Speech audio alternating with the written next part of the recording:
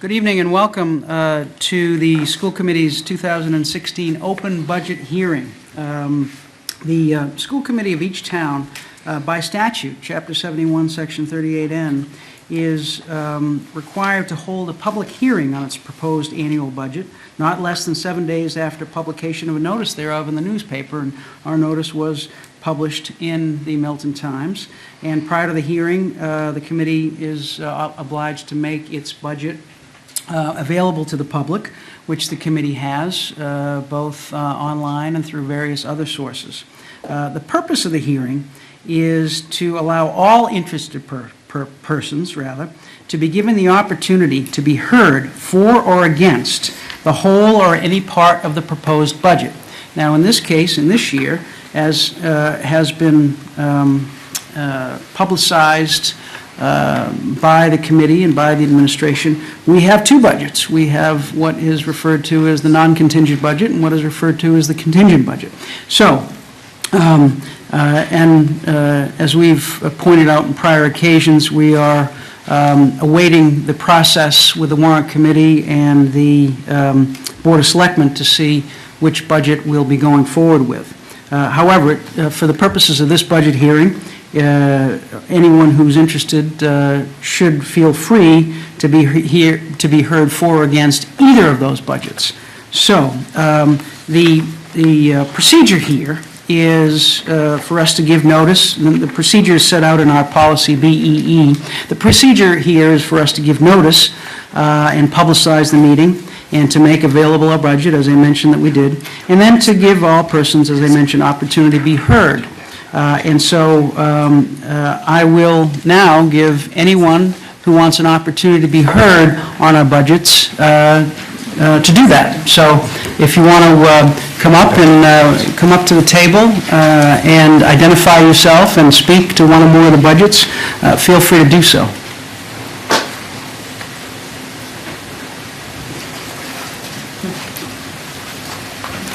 If you could just identify yourself. Sure. John Quealy, 27 Hawthorne Road. Hi, John. Hi.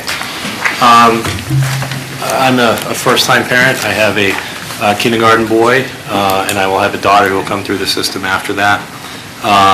And I work in education myself, so first, in all disclosure, put that out there.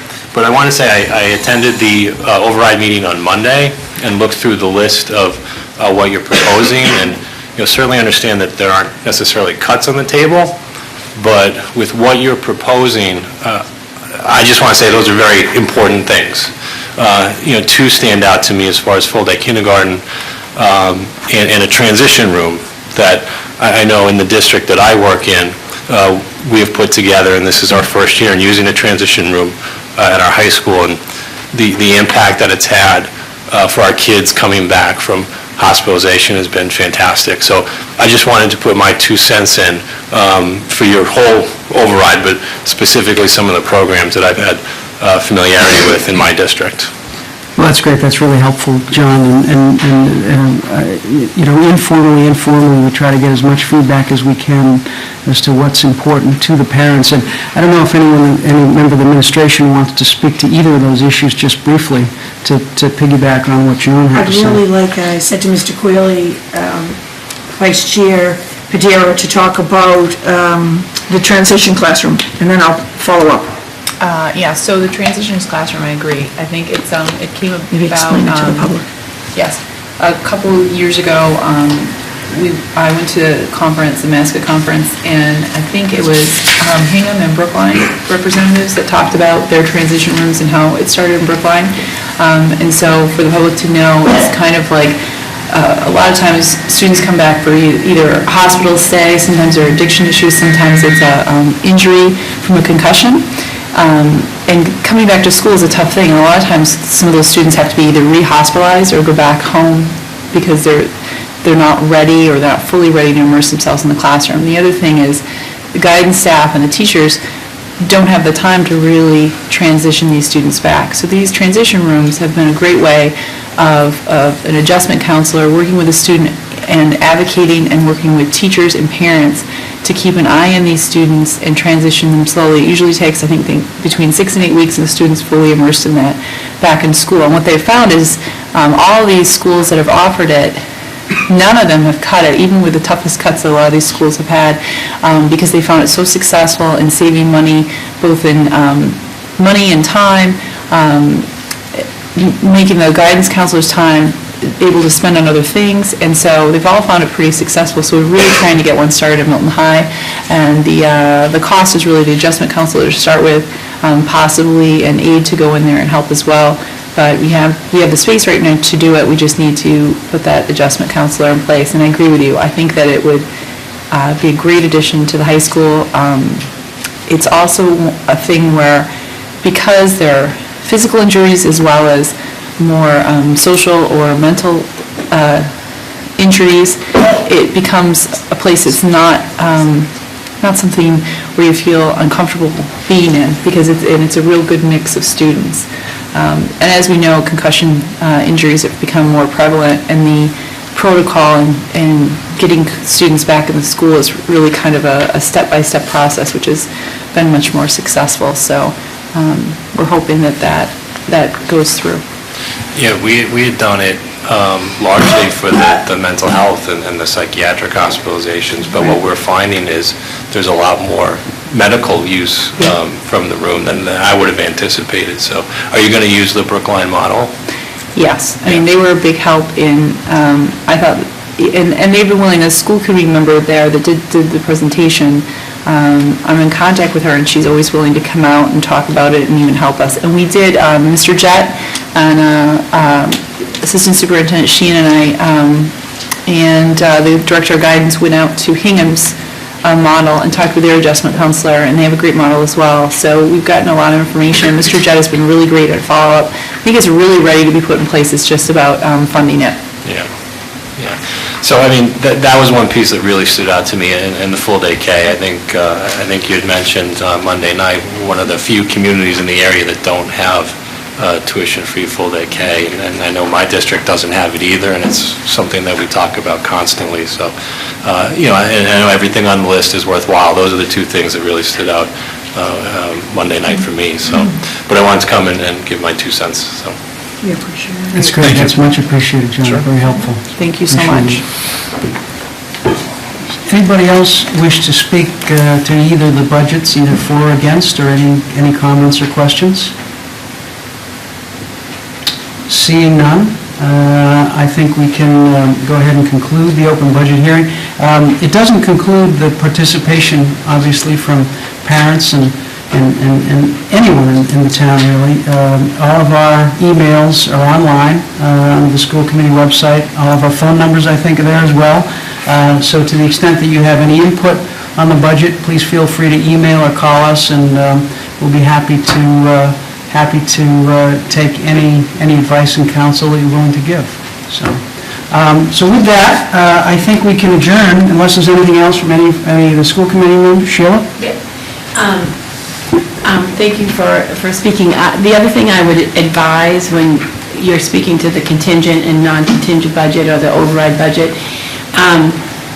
besides us, the other people to write to and advocate about your feelings either way is the Board of Selectmen and the warrant committee, because they have a key role in determining whether that happens. So just FYI. It's a good point, and their emails and phone numbers are all on the town website as well.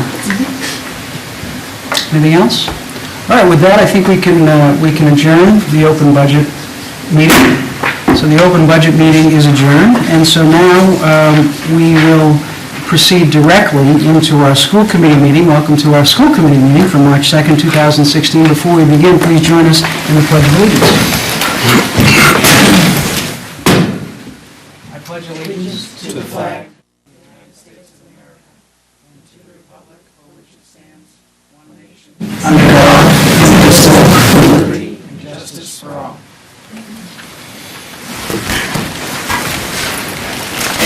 Thank you. A couple of suggested revisions to the agenda this evening. First, I would like to add under the chair's report, in section B, section 4B, a Special Education Inclusion Task Force.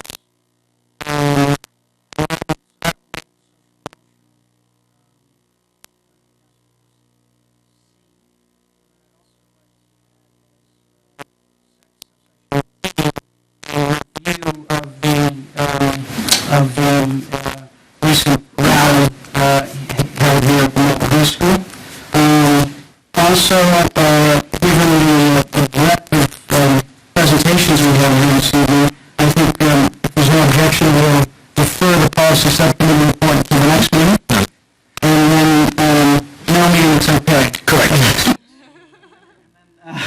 And then we will also defer the approval of minutes until the next meeting as well. If there's no objections, we'll approve the agenda for 2016. Before we go forward, I noticed, Mr. Sullivan, I'm not sure that I recognize our representative down at the end. I'm a fill-in. Fill-in, do you want to, I'm sorry, I don't want to put you on the spot. Do you mind identifying yourself? Talk into the microphone. Hi, I'm Kaylee Pentland. I'm the student treasurer for the sophomore class here at Milton High School, and I'm a fill-in for our normal school committee representative, Grace Varela. Great, well, thank you so much, Kaylee. Welcome. And we hope you enjoy it. And if I might, we're not going to digress, Mr. Sullivan shared some very exciting news with us today, and since we're all family here, perhaps Mr. Sullivan would share his exciting news with us.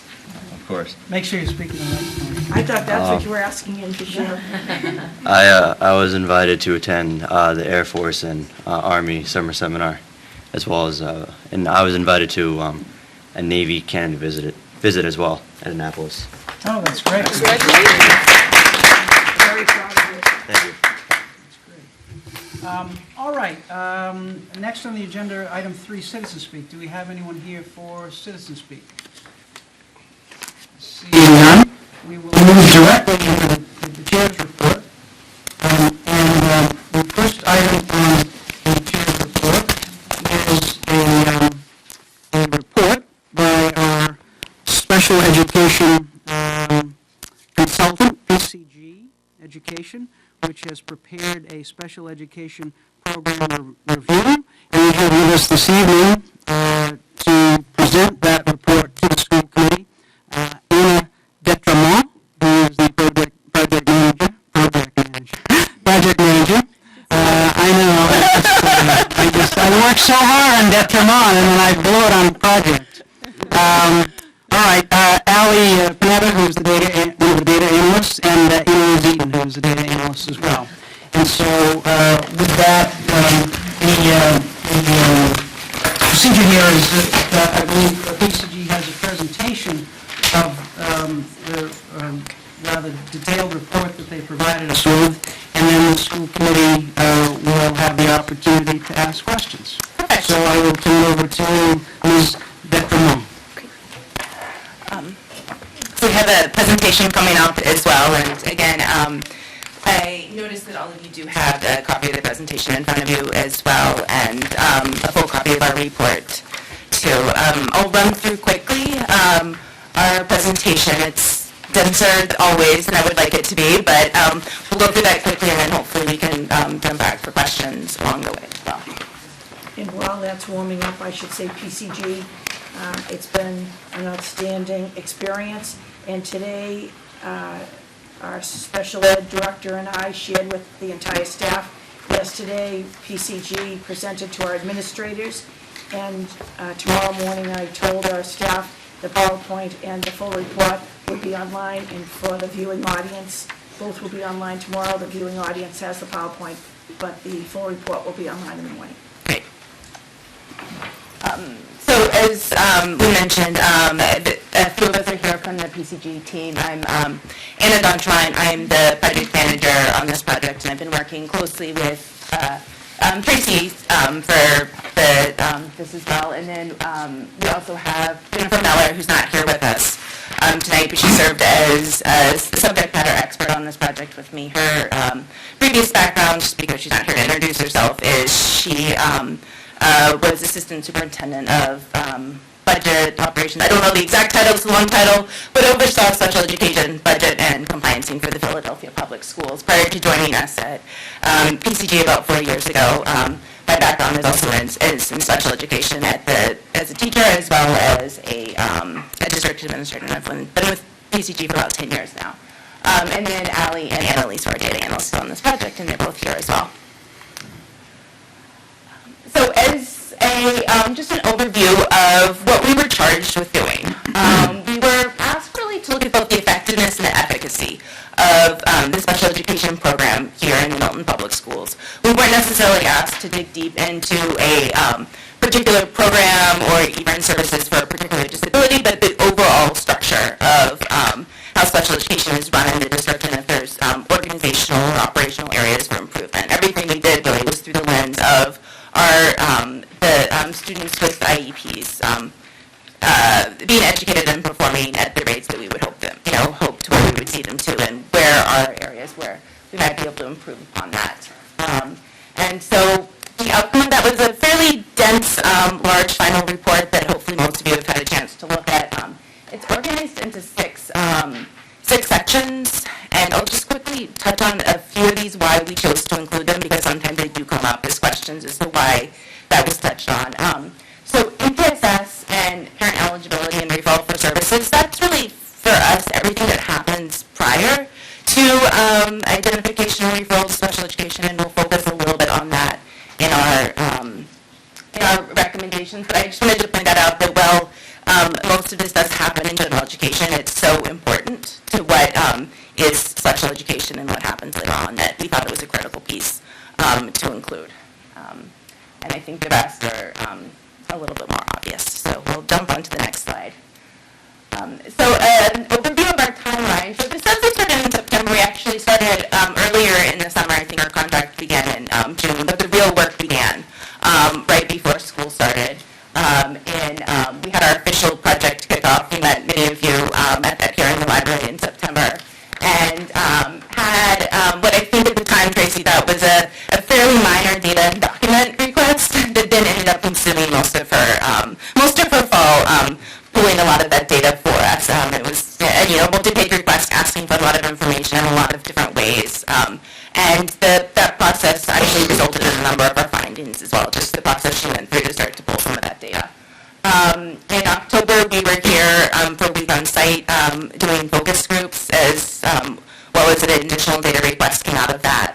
And then we're back in November for observations of schools. We were able to visit every school, classrooms in every school in the district, which was really nice because what that allowed us to do was we heard about practices that were happening from people's perceptions, but then to actually see them in practice and validate what we were hearing. A doc report went to the district right after the winter holidays, so they spent most of their break reviewing that for us, and we've spent January doing just some back and forth to make sure that we have the best report possible for the district.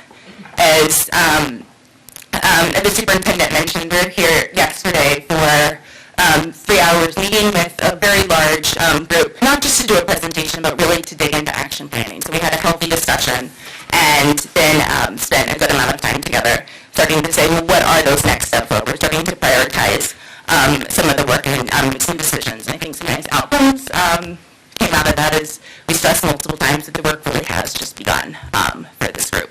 So we have the easy part. It's implementing is definitely the hard part. And we'll be back again next fall to check in.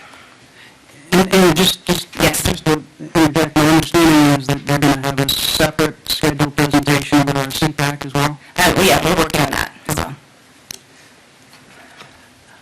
So I touched on this a little bit about in our timeline, but did want to just point out that as we're going through this report, that it wasn't that we collected data from one place, or we didn't put a recommendation or a finding because we heard one person say it. Everything was validated, or we triangulated the data from multiple sources, and we really leveraged what we know, both as best practice from other places, either other Massachusetts districts, from our work across the country, or because it's what the literature tells us. So it wasn't just things that came out of the air. As well as we did benchmarking against against other Massachusetts districts, and we use the districts that Milton identified for us to do that for. But I wanted to highlight a number of areas of strength. And when you read this report, sometimes they're hard to read because we were hired to find areas of improvement. We were hired to find recommendations. We weren't hired to say, here's everything that you're doing great. But there are a lot of really good things happening in the districts. We wanted to make sure we stressed that as we then started to move in and talk about some of those improvement areas. So did want to point out that across the board, we really did. We left with wonderful feelings of what a committed community this is here. The educators, staff, family, parents, across the board, the level of commitment was huge, as well as the level of collegiality that we saw. We don't see that in every district, and it was very clear that there was a huge sense of collaboration here, as well as respect. And so really wanted to highlight that because it transferred into what we were seeing in the classroom as well. There was a real district-wide commitment towards inclusion, the values of inclusion, the language of inclusion, and the starts of some programs that we're really seeing. We have some recommendations around how to continue to expand and improve upon that, but the values are there, which is always the hardest thing to overcome. As well as there's a good range of programs for students with significant special needs, and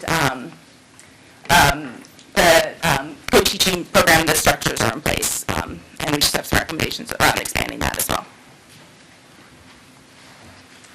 So now I'm going to jump into recommendations. We have, for those of you who've had a chance to see the report, our recommendations are actually multiple pages.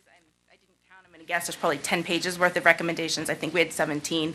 For this presentation, we've consolidated them into what we consider to be the 10 most critical.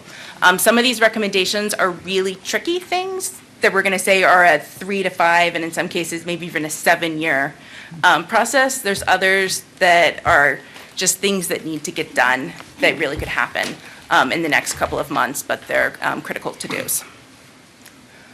So the first one, this is actually an example of one of those that's a multi-year recommendation, but it's a critical recommendation. And this is related to building on the structures. It's called response to intervention, or this is a general education activity. In this district, it's called response to intervention. Massachusetts has made recommendations around what they call the Massachusetts tiered systems of support. If you look outside of Massachusetts, it's often called the multi-tiered systems of support, or MTSS. And it's the idea of providing targeted and comprehensive interventions for all students in the Milton Public Schools based on tiered support. Typically, you see it within 3 tiers, both for academics as well as for behavior. So it's really a comprehensive framework on making sure that you're addressing and meeting students' needs because the data suggests that that's where they are. And this is this could be a full presentation this evening related to this, but what the key points that we really wanted to stress is that, well, there's some pockets of this happening. There's not a coordinated and consolidated district-wide approach right now. From our real belief, this is, if you do one thing, this is what we would recommend that the district does, because a lot of our other recommendations or findings will start to improve upon just by putting this into place. So we recommend typically starting at the elementary level, but having something much more consolidated and coordinated. As well as in doing that, there will be the need for the district to have more research-based interventions than what currently exists. There are some there, but vary by school, and even compiling that list it's sometimes challenging to put together. So I'll move on to the next one. I'm sure there'll be some questions related to this slide. The next one is related to referral and evaluation. So once a student has been referred, our biggest real findings here was just the need for a better data capture. Right now, it's not captured to the extent that we would hope to see. And so, in doing that, better tracking of referral and eligibility data will then allow the district to make better decisions and a better understanding of how students are being identified. From our data review, we definitely noticed that students of color, as well as students who are poor, are more likely to be identified for special education than those who aren't. And so by starting to look at the data and making decisions based on that data, you might be able to notice some trends or patterns as to how you might be able to be providing interventions in other ways. So the next one is related to data compliance and reporting. And this is not a sexy recommendation, but it's a critical recommendation. We know that a few years ago, there were some challenges related to this state CPR, and this, I think, by having better tracking, having better data in place, will really allow the district to move forward in being able to focus on the more important things, which is related to teaching and learning. Right now, data is, there's multiple data systems that don't necessarily talk to each other. In some cases, data is missing. In some cases, it's not consistent. This was a real finding for Tracy this fall, and she spent a lot of time really starting to focus on cleaning that up. I think one of the great findings was there's now a new 504 system in place as to how those are tracked and captured, so it's more centralized, as well as just an overall cleanup of data. Our first recommendation here is just, which I know she's already working on doing, is just talking to your current IEP system vendor and making sure that the system's utilized the way that it could be, because it seems like there's a lot of improvements there. The special education achievement gap, one exists in the district. Your students with IEPs are, while they're performing better than their statewide peers, they're definitely not they're not performing anywhere near as well as their non-disabled peers here in Milton. So there's a lot of work to be done there. And there's been, I know there's been noted progress across the district on and just closing the achievement gap for other subgroups, but we haven't seen those same successes for students with IEPs. The inclusion model, we really heard a district-wide sort of commitment and culture towards full inclusion, and the data supports that on paper, that inclusion is happening and occurring. I think there's some concern about the level of pull-out services, particularly at the elementary level, that are happening, and so the district has already started to work to make a push towards to making sure that there's more services that really are happening in the most inclusive manner possible. The advancement budget, this moves in some ways goes to the achievement gap as well, but there are a number of students in high need subgroups scoring in advanced or proficient. That's increased with the advancement initiatives, but not at the same rate that you would hope for it to be. And there are a number of areas related to this funding that we could see just continued support in those improvements. Special education staffing. The special education central office is very lean, much leaner than we would expect to see from a district this size. And I think some of our concern is that there are a number of more administrative or operational types of tasks that the special education leadership is performing, or the director of personnel services is needing to do, instead of really focusing on the job of being the leader of special education. So we have a handful of recommendations, particularly related to that coordinator of data compliance in ESPED, which we consider to be an important position. As well as an MTSS coordinator. This would be a general education position. Right now, the assistant superintendent has raised her hand and said that she would take that role on for the time being, but this we could see one day potentially moving into an actual full-time position.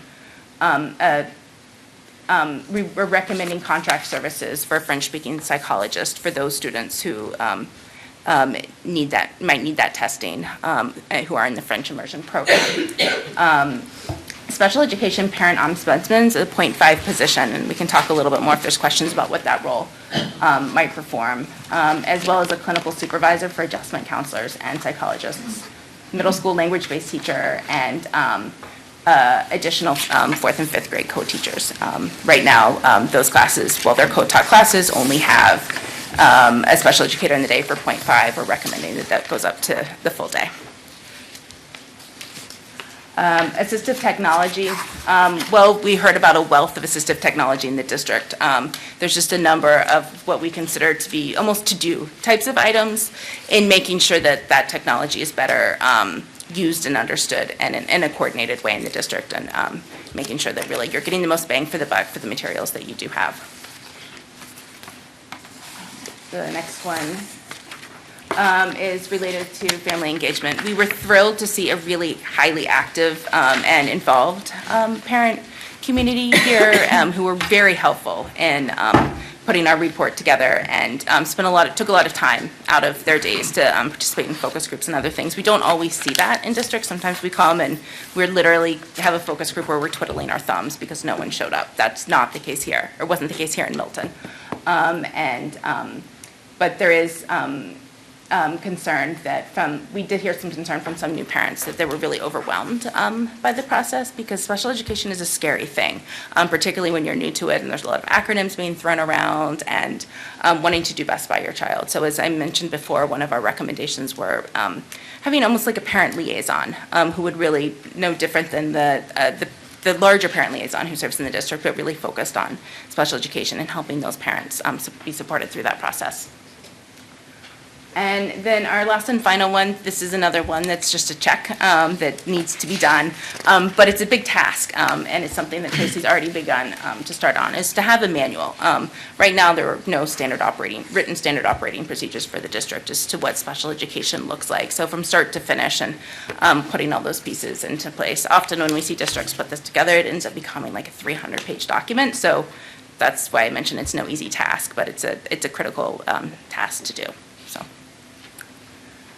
So I ran through those incredibly quickly, or maybe not quick enough, I'm not sure, but questions?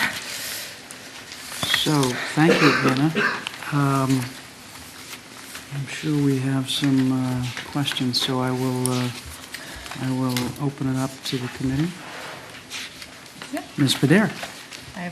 Thank you so much. So I have a few questions. First of all, in terms of inclusion, you did express that as something we could more fully bring to our schools, even though we do have a strong program. And I know we have the co-taught program in the elementary school. How would you recommend, or how does that look as the students go to middle school and high school? What were your findings there? Is that more of what you're talking about in terms of expansion? So particularly to the co-taught program, we're looking at expansion in two places. From our perspective, we see a lot of additional room for expanding the co-taught program in the elementary levels as well, not just in those two positions, the 4th and 5th grade position that we referenced, but just based on pure looking at numbers and where school placements are, we could really see it expanding so the more students would have the opportunity to participate there at the elementary level. The middle, and then both in the middle and the high school level, there's a lot of room as well for expanding those programs. At the middle school seem to be the weakest place right now. And what are the challenges in moving from, it seems to me the elementary school with the co-taught program is a great model, but what are the challenges as the students go on to middle and high school, and how do we overcome those challenges to add those programs? Is it a matter of resources or just how we set it up? It's how you set it up. A lot of it's looking at those resources, scheduling, thinking about doing scheduling differently so that you're ensuring that scheduling is happening in a way that makes sense and gives those students opportunities to participate in co-taught programs. Most places in the middle and high school who do have significant co-taught programs finds that it benefits not just those students with IEPs, but any student who participates in that class, as well as making sure the teachers have the proper training as well as planning time together to do that. Okay, great. And then I have a couple more questions, if that's okay? Please. Okay, so the IEP system, you said it's not fully utilized. What do you mean by that? Yeah, so I think right now it seems as if it's being used more as an IEP writer than an IEP reporting system. So there was a number of what should have been simple requests from the district for getting data out that ended up becoming a real challenge and nightmare for Tracy to do, where she was spending a lot of time on Friday and Saturday nights recreating data that really should have been in the system right away to pull. So I think that's one of the pieces. The systems, the student information system and the IEP system right now aren't connected, although I think that connection has now, no, it has not started to occur. So, for example, we've been talking to the data people. What we heard about was somebody gets a slip of paper, and on this little Post-it note, they type something in the IEP system, and then they stand up and they walk over and they take it across the hall on another slip of paper that's written down, and then it's typed into another system, which then becomes a system of record. And I mean, that's just not efficient. And it also just creates a lot of room for error, as well as I think in the past there weren't necessarily sort of standard processes for this is when data needs to be put in, and this is sort of the quality of data we have, as well as just room for, I could go on, but, somebody puts the number 2 in, numerically, somebody else types the number TWO, and then you can't do analysis on that when you're talking about pulling in records of, 500 students, so. So is it the system that's not an efficient system, or is it the way we're using it? It's the way you're using it. Okay. But it might also be that it's not the right system for you, so I think it's talking to the vendor to make sure that that can occur. Okay, great. And so one of the other questions I had was, in terms of students that are on IEP plans or students in the special education system, you said they're not using, I believe it was not taking advantage of the some of the more challenging coursework. So do you mean by that some of the honors and AP Yes. courses in that? Yeah. And did you I don't know if you found this, but is it a problem of not being encouraged to try these? Because we do have an open system where anybody can sign up for it, but is it where we have to face the challenge of encouraging those students to try that and to get them more confidence to do that, or not to prepare them better? And we didn't dig in to the why. Yeah. What we looked at was That they're just the not doing data. it. And Okay. we pulled course schedules and students with IEPs and so we did AP Advanced and IB courses, as well as looked at world languages as well. And very few students with IEPs were participating in those courses. Okay, so we have to look at what the reasons for that. And then just 2 more questions I think I have. You said the advancement initiatives should continue. Are there any particular ones that you found that are most important in terms of our special education programs, staying with that momentum of increasing our performances for those students? If it's okay, I might turn that question back to the district. Okay. Just because they're more, I don't want to misspeak on that one. Well, I thought one of the most powerful references in the whole report was a sustained emphasis on the advancement with budget and the emphasis on those initiatives that progress has been made, they might not be the thrust of the budget presentation, but they're integrated into everything we do. And when I presented to the staff today, you couldn't find a staff member who didn't identify with the advancement initiatives. And I said, and now we have this roadmap that intertwines. I said to the audiences, every teacher and staff member today, there's no one in the Milton Public Schools who's not involved in special education. So we all have to own this, and it's a roadmap, and as you said, now coming up with plans under each of these recommendations. So I would say in the area of special education, staff and professional development under the advancement budget and closing the achievement gap in special education. Okay. Because we have the materials, it's the targeted and also the inclusion. Because this is their report, but when you have a elementary special ed teacher, how can they become an expert if they service the primary grades in K1, 2, and 3 when they're the service provider? I said these service providers should be in the classrooms with the classroom teachers, supporting the students in the classroom. Okay. Yeah, I think we just need to look closely at that to make sure we're protecting those if they're having an impact. And my last question, the French-speaking psychologist, are you looking at that for testing? Yes, just for testing. Okay, so I'm confused on that. So the students that are in the immersion program, but if we're doing testing on them, since English is their first language, wouldn't they be better served being tested in English? So our recommendation is that you're testing them in both languages. Okay. So that you can use really all the data available to you to make sure that you're making the most informed decision possible Okay. around where those students' needs are. Because I think there had been some concern in the district, and this is something that we've seen in other places as well. Or we reached out to our colleagues who had some experience with dual language and special education, was that are we testing them on their knowledge of English if all their instruction is in French? Is it a fair test? So making sure you have all the data available. And that might change depending on where they are in that program, right? Exactly. The French immersion program, being a first grader, I mean, they're going to know Exactly. very little French versus maybe if they're in fifth grade, that might have a bigger impact Exactly, or something yeah. like that. Okay. And that's really no different than if you had a student who was an English language learner.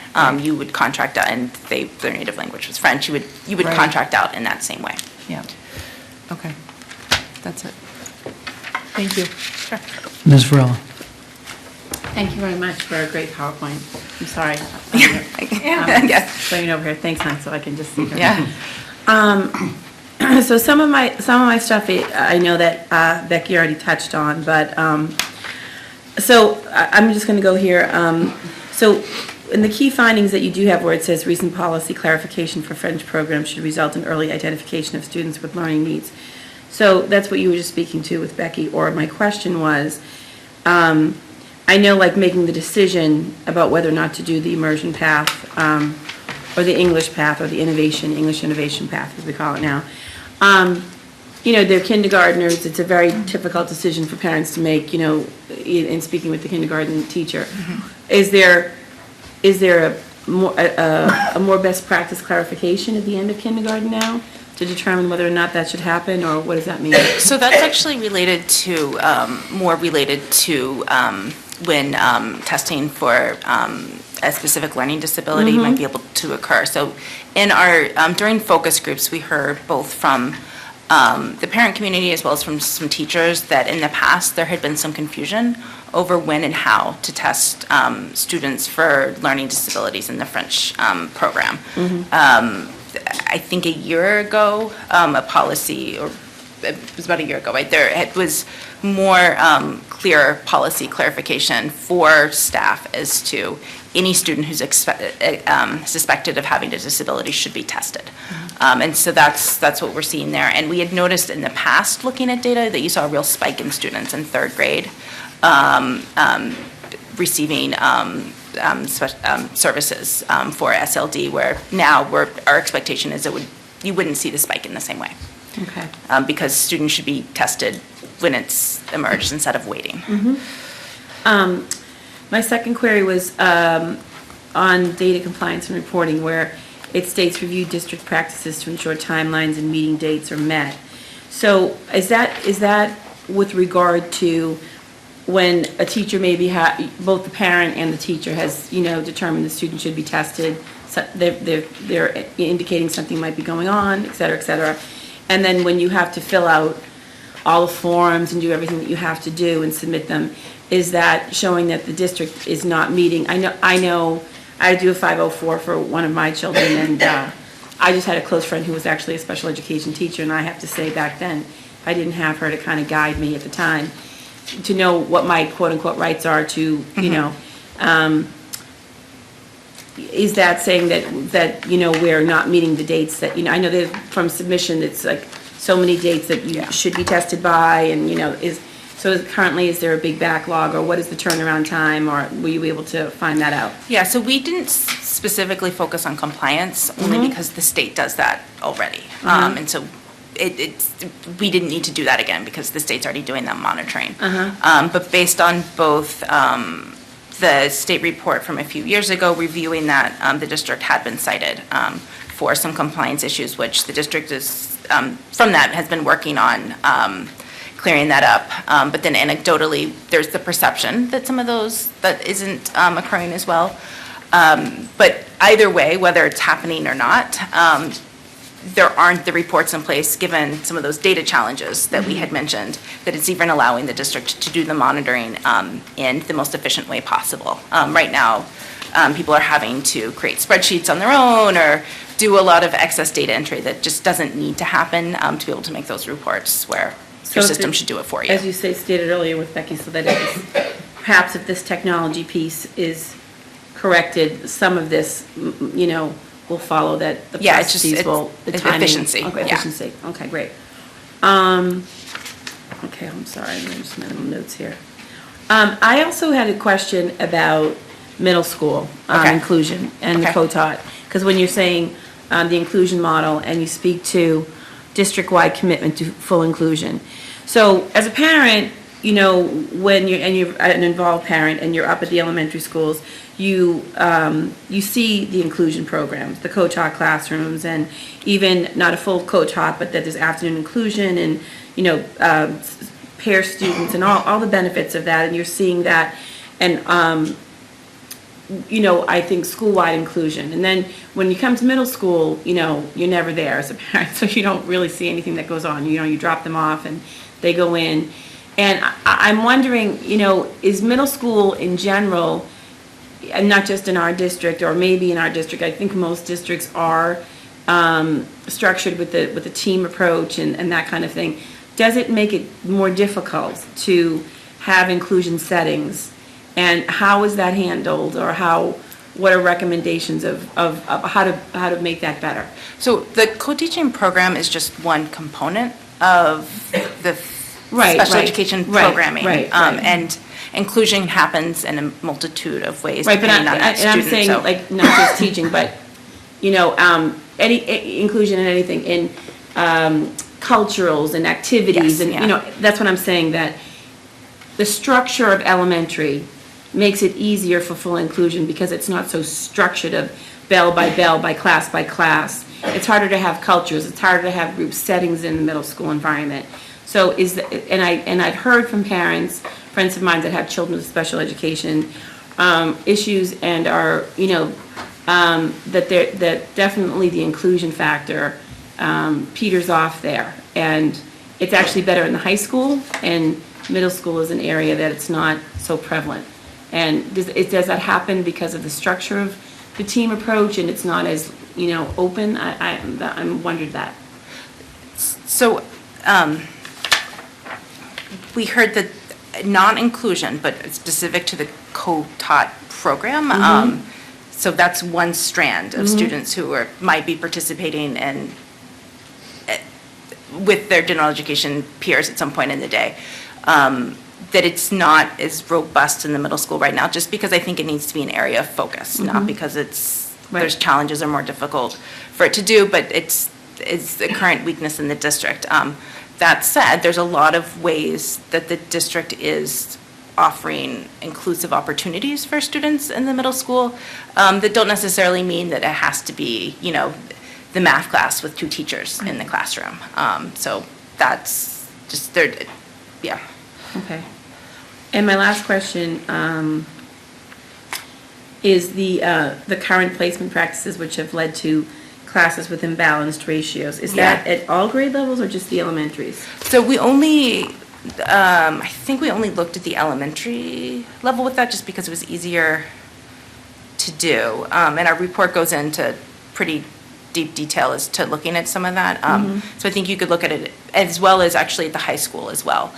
We saw for a number of classes, especially even in co-taught, where you would see some co-taught classes only with, these numbers aren't correct, but 5 students with IEPs, and then the exact same co-taught class, you might see 19 students with IEPs. So just looking at making sure that scheduling is occurring in a way that looks across the board, and not just class by class. And particularly at the middle and high school level, that's best done when scheduling of students with IEPs happens first. Okay, great, thank you. Dr. Donahue? So, 2 down, 4 to go. You're doing well. Yeah. So I have I have several comments and a couple specific questions. Okay. The first comment was that in going through your report, in the in-depth report, which thank you for putting together, and thank you for not going through that tonight. I think that would have been a lot to go through. But one of the things that really struck me was that one of the weaknesses in the system was the fact that our assessment of students was sort of commingled with the RTI component as well. And you really focused on separating those two components. And that was something that I thought was very important. And I'd like to thank you for pointing that out. My question to that is, do your staffing recommendations at the back end of the report, where you've sort of put everything together, do they, I assume they do, but I'd like to hear you verbalize that they support the additional person hours that will be required to do those two things separately, which I think they need to be done separately. But in some ways, they'll probably need to be done by the same individuals, so you're not duplicating efforts. Yeah, so in our recommendations, we talk a lot about either rethinking of roles, which in some cases it might just be rethinking of roles, which is much easier said than done. Particularly in some cases, it might be taking some of your special educators and having them also perform general education interventions. It might be having even some, special education chairs work in different ways as well. We also have a specific recommendation that somebody centrally is coordinating that work as well, which doesn't happen right now. Good, okay.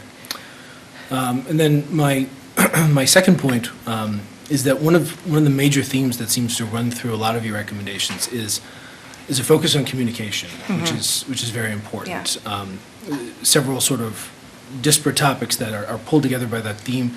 The emphasis on clarity in writing some of these plans, setting out specific, understandable benchmarks that are easily interpreted by parents, by special educators, by general educators, so that everybody is working on the same page.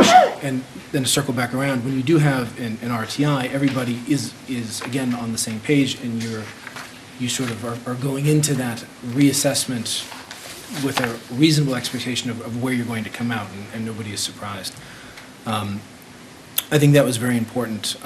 One of the things that we focus on my day job on is our transitions and handoffs, and I think you appropriately highlighted that is an area that we could do a lot of work on here, especially with vertical transitions. We have a group of people or a team that are very involved with a student or a cohort of students, and then you're handing those students off.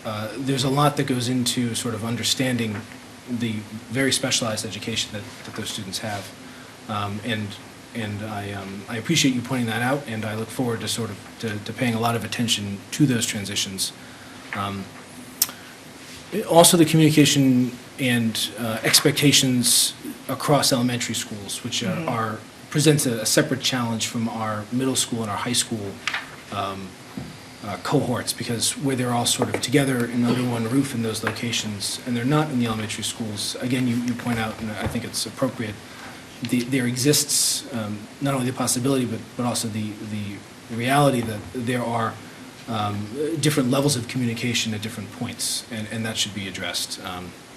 So I would like to thank you for pointing that out, and commit to making those more homogeneous in a good sense. The specific question, one of the specific questions I had, if we go back to page 9 in your presentation, bullet point 2, special education referral and evaluation. The last bullet point there, tracking pre-referral activities to determine impact. Could you just expand on that a little bit? So right now, there's no real system in place for, it's more willy-nilly, or, it's, people might say, well, what did you try, what have you done? And it might be written on a Post-it note, it might be written on a piece of paper. It's just, there's no formality as to how really those pre-referral activities are occurring, and then more importantly, tracking of those, so that larger decisions could be made to see what's effective for students versus what's not. So, for example, would these be things that a specific, fourth grade teacher would say, oh, I've tried, X, Y, and Z, haven't had much success, and now I think it's time that we have a meeting. Yeah. Okay. Yeah. Perfect. My colleagues have touched on the inclusion model and strengthening that, so I will I'll defer my questions on that. And then I'm going to build off my colleague, Ms. Varela's point about the kindergarten testing and go back to one of our earlier conversations about full-day K and the importance of that and how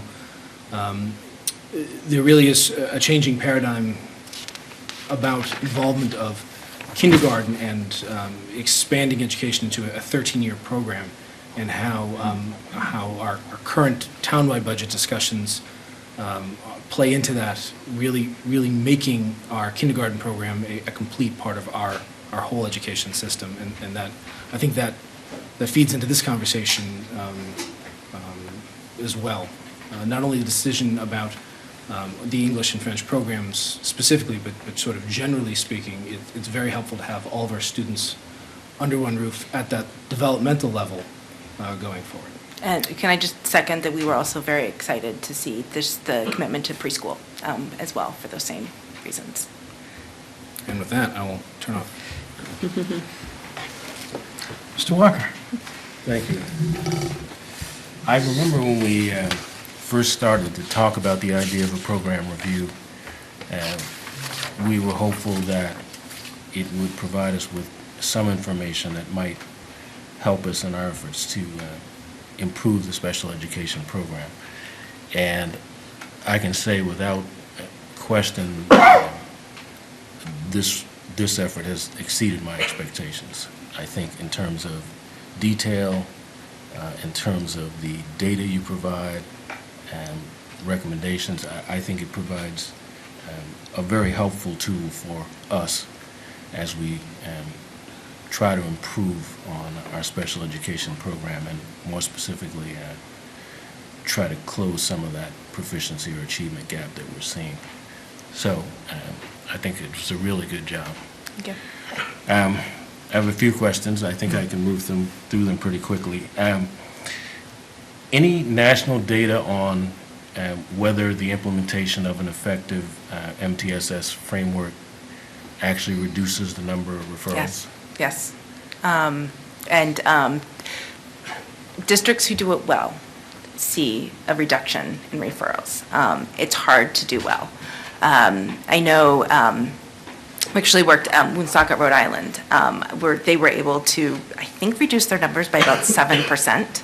And the time that they had a really intensive focus on doing it. And I think it was over, I'm going to say a 4-year period, we worked closely with them in helping that implementation. It's just an example, and Woonsocket's about the same size.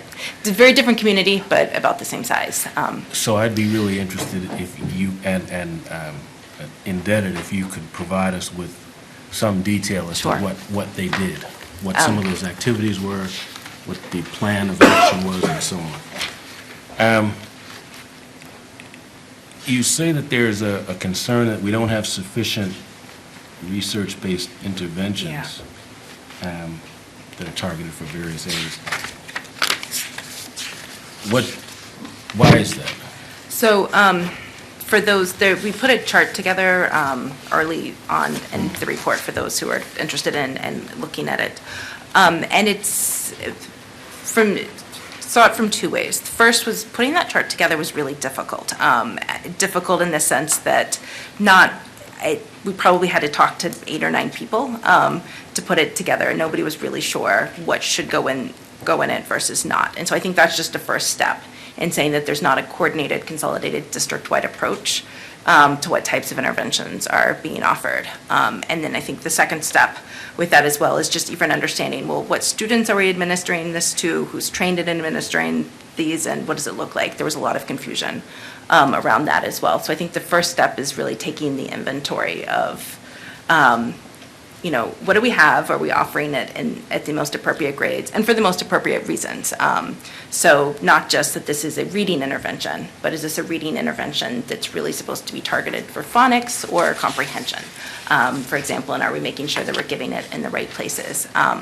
The list is light in comparison to what you would expect to see in most districts who are thinking of doing an MTSS type program or RTI.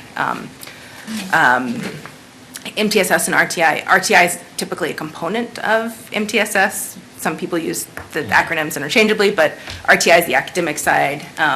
Then there's also behavior side, which funnel up for MTSS. But and it doesn't necessarily mean that it has to be a boxed program that's purchased. It could be that there's tools or structures or scaffolding that's happening, but it's in the classroom, so it's happening in a consistent way where teachers understand why they're doing it, with some intentionality behind it as well.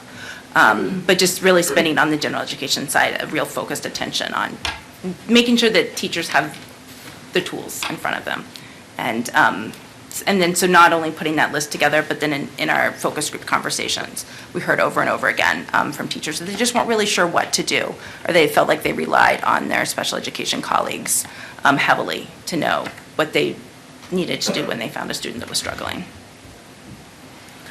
So let's do a big picture question. You talk about an MTSS framework. You talk about a standard operating procedure manual. You talk about a guide to inclusion. And I talk about a strategy for closing the achievement gap, as do you. You mentioned that we had a presentation on that back in 2014. I would not agree it was a strategy for closing the achievement gap. I would agree it was a good update on the status of special ed at the time. So I think we need those four things. So if you think about it in those terms, does the MTSS framework encompass at least what would be in the standard operating procedures and in the guide to inclusion? So the MTS... Or are those four really distinct and separate things? So yes and no. I think the MTSS framework and the vision for special education or closing the achievement gap go hand in hand. Okay. With the idea that the MTSS framework is larger than closing the achievement gap. Okay. It's specific to special education. It really focuses on the achievement gap for all students, or just for education of all students, even those who are performing at the higher levels. The standard operating procedures manual really is, it's a not very exciting step-by-step instructional guide. So that, I think, becomes more of just the procedural backbone. It would be nice, the guide for inclusive education is, again, more of a backbone, but with helpful tips typically in it. Like, this is what good co-teaching looks like. These are co-teaching models. This is how you do push-in. These are scaffolding. So it's an additional tool for teachers. Okay. So. And then we have a couple of other written types of things that we'd recommended as well, such as a comprehensive assistive technology plan with some real strategies behind that I think would go into. I think all of this, what we would recommend is that there's a roadmap that's put together, or a larger strategic plan that's put together for special education. I agree. So back to the specific. You did a nice chart on interventions at each grade level. Yeah. I didn't get a sense, though, whether you thought those were appropriate or not adequate, or give me your sense at the elementary, at the middle, and at the high school level. Yeah, so this was the chart we were referencing that just even putting it together was a challenge. So I think that's another study in itself, and that's a general education review as to, are these the right ones, and are they being implemented with fidelity? Okay. So you talk a number of times about students of color and the higher rate of referral. But then when you did the data assessment, you said that it's higher, but it doesn't seem to be out of line with the state averages. So I couldn't tell whether you think we have an issue there or not. I think it's never okay. If you have certain types of students or subgroups of students who aren't performing at the same rates, or who are being over-identified at different rates. Unfortunately, it's not just Milton that's having that problem. Yep. And so I think putting it up there, and that you're you're performing similar to others, but that it is still an issue because it's something that is not okay. Right. And as you say, at one point, late in the report, we pride ourselves on doing better than the state averages. We don't aspire to be as good as the state. We aspire to be as good as we can possibly be. Yeah. So there's room for improvement there. I was a little interested. You had a chart on the percent of students receiving special ed by grade and then by English and French. Okay. And you say the percentage of students with IEPs in the French immersion program increases significantly between second and third grade when Yeah. students move from a completely French program to a program with instruction in both French and English, which seemed counterintuitive to me. Why? So that actually gets to some of these questions related to, I think, the French-speaking psychologist and change in protocol, in that that's when students have had, that's in the past, when students were starting to be identified or referred and tested for special education, so they were getting potentially later, tested later than their peers in the English-speaking program. Okay. And so our hope is by having that contract, French speaking psychologist, as well as just that change in policy, as well as a new focus on it, that students will be identified earlier. And that's something too that goes back to your referral process and then tracking your referrals, because you'll be able to see that as you can track your referrals and how many kids come in for initial evals in kindergarten and first grade, where there tend to be a lot, versus third grade and fifth grade and beyond. Okay. You had a great chart about the performance of IEP and non-IEP students at each level. And sixth grade was an area where we saw a very dramatic and significant gap. That was true for English, language arts, and for math. Any thoughts on why that is? Is it possibly the transition to middle That was school? our wonder, because we saw that same spike, and that was what we thought might be the concern. Okay. So look into That's that. a dig in, yeah.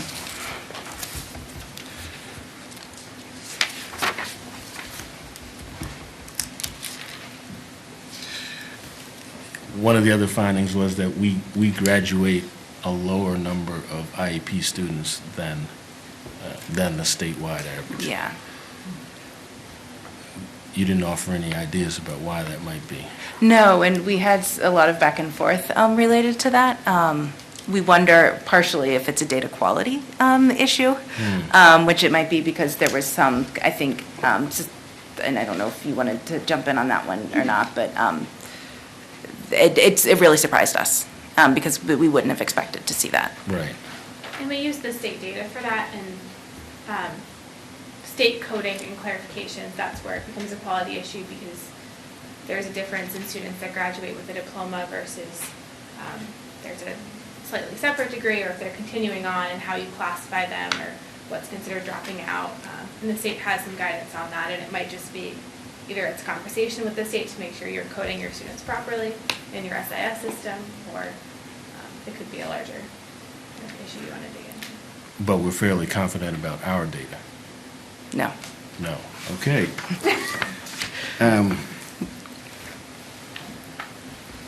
A higher percentage of students are in sub-separate and substantially separate settings in the high school.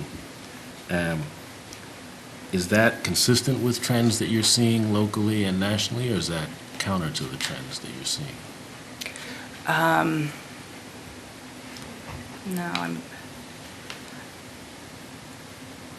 No, I'm not sure. We'll give you that answer. Okay. Yeah, Almost done. yeah. Right now, the reporting relationship for adjustment counselors is to the Director of Pupil Personnel Services. The guidance counselors report to the Director of Guidance. Is that a structure that you see often, or is that unusual? So we, and a recommendation that we had was having that supervisor position as well for Right. adjustment. But I assume that person would still report, as you said, that person would still report to the Director of People Personnel Services. So this dual reporting relationship, in your view, that's okay? Yeah, I don't, yeah. All right. I'm going to skip to positions because there are a couple of places where I'd like you to prioritize. Okay. The The first one. superintendent's had us do this a few times Good, already. good. I'm pleased to hear that. Yeah. So the additional staffing recommendations, you're familiar with the list. Yeah, I'm gonna just pull it up. Are you in the full report? I am. Do you know what? Page 62.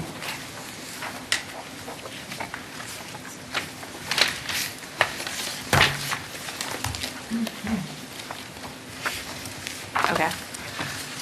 So I don't need you to prioritize the whole list, but maybe the top three. Okay.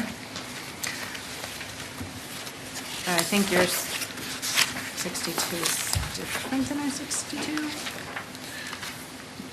This is the report I got Okay. weeks ago, but. So I think from our perspective, some of these positions, some of the conversations we've had have been thinking about, instead of having additional individuals added, thinking about how to rethink about people's jobs or change some of their job descriptions. So I can mention what some of Right, those so have been. I'm more interested in whether, Well, if we're next- adding positions. Yeah. What you'd So, see as well, so priorities. some of the critical ones, I think we found a place for those. Sorry, it's just a long list. Also go to the. Oh, yeah. Oh, perfect. Slide. There we go. So that, from our perspective, a coordinator of data compliance in ESPED is something that we would consider to be a critical position. That's not somebody, we're not seeing that as a data entry clerk or a clerk type of position. It really is a person who can understands how systems work, as well as can look at data and make sense of it and start to see some big pictures and make decisions around it, and who can be a real support person for Tracy in that role. The special education parent ombudsman is another position that we think is a great position for the district to have. That's one that the district has already found a way, they believe, to not add an additional role on. The same with the multi-tiered systems of support coordinator. As the superintendent knows, this is something that I've been harping on since day one. Again, at least for the time being, Janet has agreed to put that into her job description. So I don't think it's an additional job, but it's a critical position.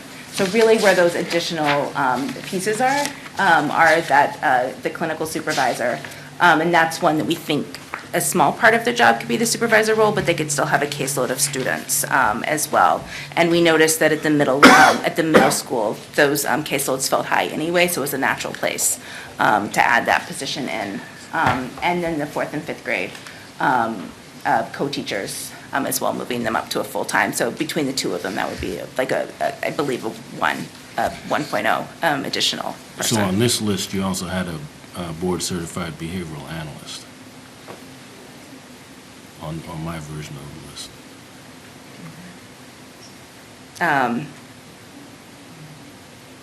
So I'm thinking that probably wasn't, I'm sure we must have. May I? Yeah, that I might have- believe that we put the BCBA in our budget, and so these were requests. And in our budget, we put that middle school language-based teacher and the BCBA, remember the two SPED positions? I do, So I think that's why they fell off this list. but I'm interested in. Oh, where they would be on their list? On their list, That's a they good had- question. They recommended 2 full-time positions, board-certified behavioral analyst, and then a clinical supervisor for Huge. adjustment counselors and psychologists, which was 1.0, not 0.5. I'm sorry, I'm just wanting to actually, just found additional positions. It was not. But I guess my question is just where would the board-certified behavior analyst move any of those out of the top 3, or would it be number 4, in your view? I'm trying to remember why we asked. I mean, I know that there was a reason why we asked for that position, and I can't remember the What you said was, function that they were going to. given the broad array of behavior challenges students exhibit, the district could benefit from an additional BCBS A position. And if I might, Mr. Walker? Yeah. If those services have to be provided, so if those services, the demand to beyond the one person we have in the district, then we would have to go into contracting someone out. And so it's the right thing to do. It's for the district, and it's going to be, again, if we start to get it to contract someone out, it's better for us to hire our own person. And before we leave this, while you're talking about it, this multi-tiered system support person, again, it's a K-12 position, and to implement it, again, we worked, and Assistant Shan said that she would start it, but it really takes a targeted person. It does. In and out of those classrooms, at every grade level. It does. You spoke to what Dr. Donahue said across the district, making sure that all the elementary school services at all the 4th grades are being provided. So, again, that is a priority for the district out of this report. I think Dr. Pavlicek has a comment as well. Just with regard to the BCBA, we have 1.0 person currently. This year, our contracted services costs for additional BCBA services are going to push $50,000. So we're getting to the point where it's going to be much more cost-effective to have another person on than it is to be contracting these out all the time. Yeah. And as we started, and I'm sorry, we wrote this in December, so some of it's just refreshing my mind. I do, we heard it that because that was a district-wide position, they're running thin, and that's a role that we really would see. There's some additional need for that, so. And I'm noticing on this, we did put them first, which means that we prioritized that as first. Okay. Professional development? Mm-hmm. You talk about what the focus group participants expressed as a concern, which is a pretty significant one. In your assessment and analysis, what did you find? Has it been adequate, inadequate? I think so we obviously didn't attend professional development, Right. so we're relying on a few things. We're relying on what we saw for PowerPoint presentations, we're relying on the lists that were provided, both by the district, but then mainly what focus group participants shared. We were thrilled to see what we've really heard is this past year, an increased focus and intentionality around the professional development that didn't necessarily seem like there was something that was happening in the past. It was interesting that we just happened to be here the week before PD Day.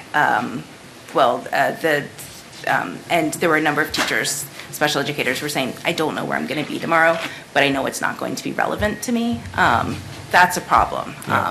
And so making sure that I think there's more focused coordination on making sure that professional development is targeted and to their roles. Well, it sounds like you're suggesting that we need a fairly comprehensive plan over a period of time. Yeah. And just even since we were here in the fall to now, I know that that's something that the special education department's really begun to focus on. Yeah, I think we would all agree that the change since Tracy's been here has been pretty dramatic. One more prioritization question, then I'm done. This has to do with professional development.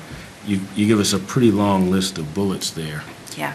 Again, if you could give me your top 3 or 4, Sure. that'd be helpful. Page 72 on my version.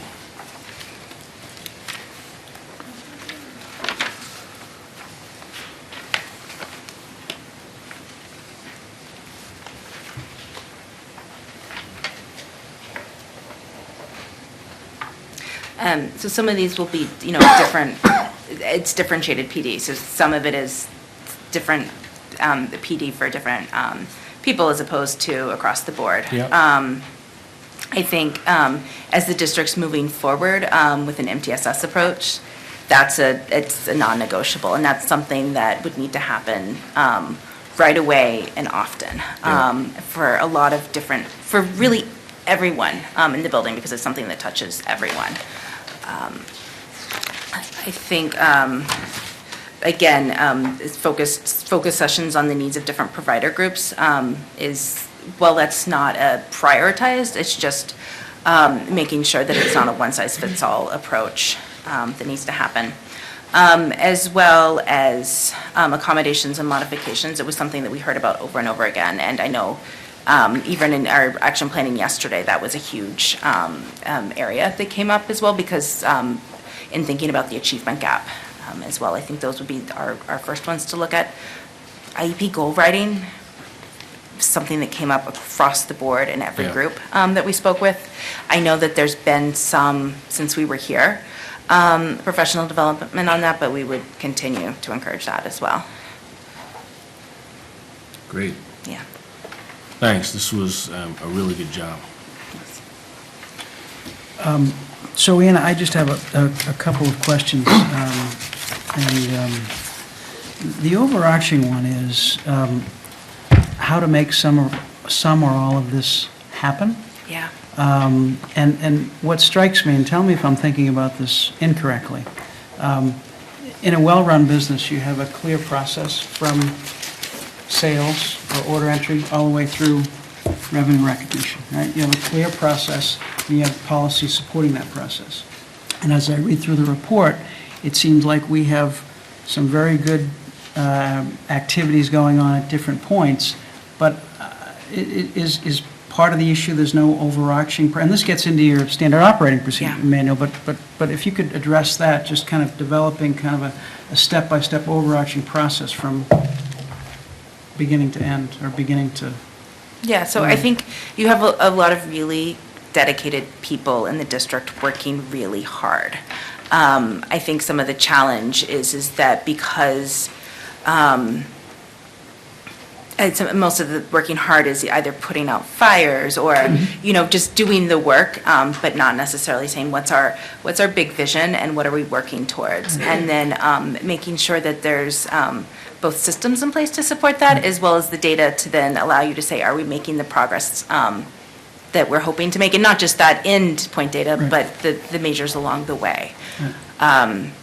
And so I think both through better documentation, so everyone understands what the processes are, as well as those larger conversations around, well, how as a team are we going to get there, and not just how is special education going to get there, is going to be really critical. So what occurs to me, and not to overdo the subcommittee approach, but what occurs to me is that we need to have a group put together to take a look at that process and to take a look at the recommendations here and kind of put it together and all. And part of it may be the standard operating procedure manual but I think that's a part of it. I don't think that's just the one, overarching the overarching process. So am I thinking about this correctly in terms of putting together a group or a committee in order to try to get this standardized? And if I am, what's your view on what that group should consist of? It should be, yes, because it can't be, this will never work if it's just special education alone and one individual in special education trying to implement it. So it should be a group who's both able to make decisions for the district, but as well as is a diverse group as well. So wearing the multiple hats, the superintendent's leadership team or members of them make sense to start, but as well as principal representation and teacher representation. Yep. Okay, and in terms of developing the manual, do you have a recommendation on how to develop the manual? Yeah, so I know Tracy's already begun to start that work. We're happy to provide, which I'd mentioned that we would do before, we can provide some examples from other districts as to what they've been using. Even just a Googling of special education manual, you'll get a number that come up as well. And this shouldn't be a manual that's set down and created and done once. It's something that will take time to do and then be added to, and it should really be considered a living document. And do you have, in your experience or in your library, anything that, kind of a process, kind of an overarching process or a model for how this, again, from soup to nuts, or? Yeah, I mean, it really is, I've done this for a few districts, and it really is just sitting down and, what the district already knows, taking it and putting it onto paper. Right. It's taking, vacations and summer vacation and rolling up your sleeves and doing it. What is important is and I think somebody mentioned it earlier, is making sure that it's written in an accessible way, so it doesn't feel legally, and that it's something that is published on the district's website and that is available to teachers, and that training is offered on it, and that parents can have access to it and understand as well. A couple of other things. The 6-month check-in, what will that consist of? So it's PCG most likely meeting with the team that we met with yesterday, or some version of that, where we can come and really do two things. One, it's that checkup, are you doing what you said you were going to do? Because that if somebody's coming to follow up on you, you're more likely to implement a few things. So that accountability piece. But it'll also be a time where we can ask questions, because at that point they'll have spent hopefully 6 months implementing some things, and you don't necessarily know where the roadblocks are until you've started it. So we'll just be able to offer our expertise and guidance and help re-put on the path. Will there be a written product at that point? We don't typically put a written product out at that point. It is more just a check-in meeting. Right.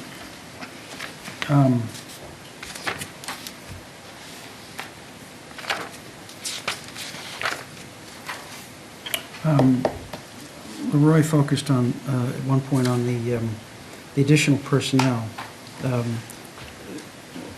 I take it from at least from this presentation, the PowerPoint, it looked like about maybe 6 FTE, 6 full-time employees and 1 contract employee. Was what you were recommending? Yeah.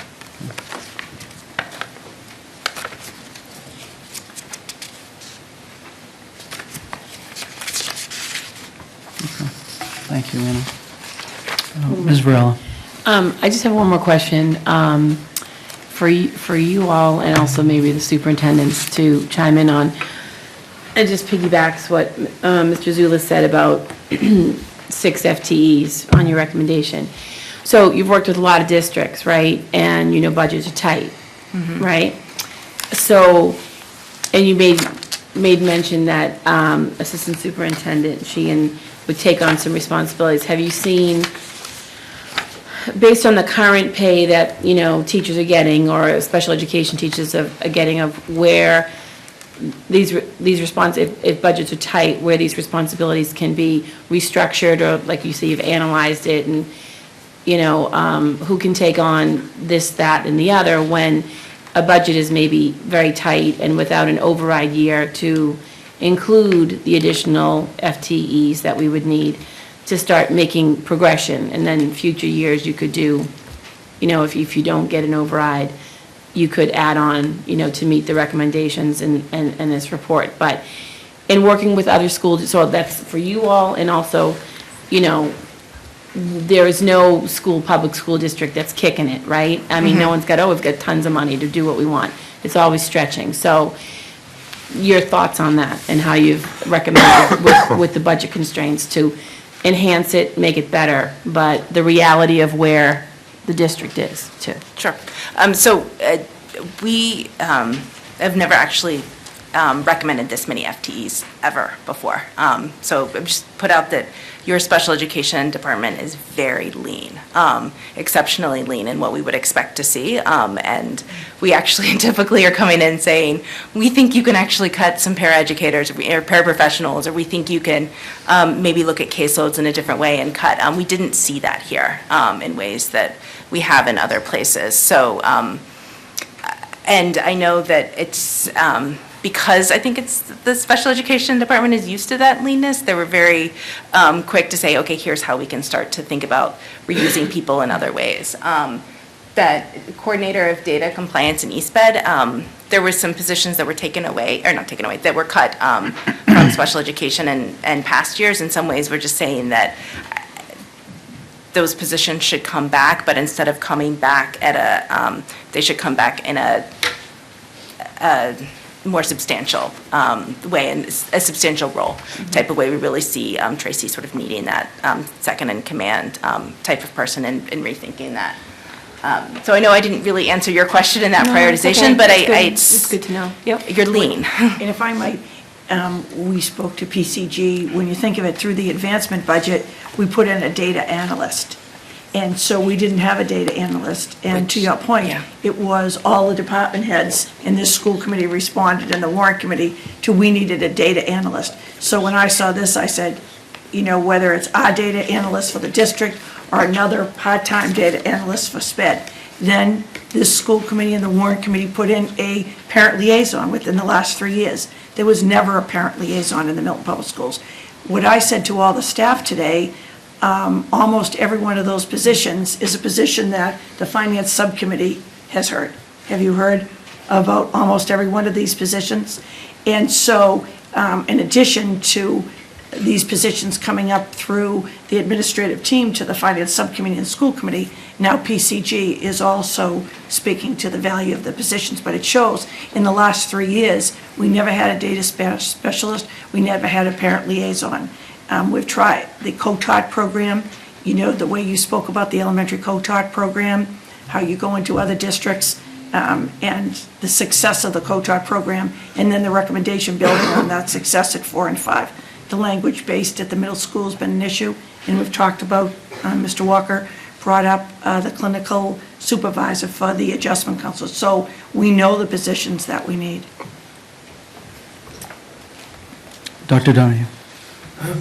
A couple add-on points. I just want to, again, say thank you, and point out that I think it speaks volumes of our special education department that despite this leanness that you're seeing, if you go back to the report, our educator-to-pupil ratios are impressive. Good. Compared to other districts and statewide averages. So it really speaks to not only their focus on sort of the front-end product, which is appropriate, but also a lot of the work that they've been doing, double sort of staffing on the back end. And then I wanted to build off your comment about the policy manual, that and its concept as a living document, and I think that's very important. And I think a lot of times in, I see it, where I work, that somebody will say, you don't have a policy for that, and well, sometimes that situation doesn't come up, and you need to take it as an opportunity to learn from that, and to reevaluate and go forward and view that in a positive sense as opposed to a negative sense. So I'm anxious to view that document sort of with that in mind, that this is an opportunity to really sort of pull a lot of things together, but also to build on the expertise of people who are then going to be using it going forward and coming back to the people writing it and producing it, saying, page 78 doesn't work. We really need to change it, or what have you. And I want to express that publicly, that revising this, should not be seen as an initial failure. It should be seen as an opportunity to sort of expand and grow on it. So with that, I'll thank you again. Yeah, a good manual should be like a 3-ring binder that you can Yes. open and pull out and put in, and yeah. Yes. Anything else? Thank you very much. Thank you very much.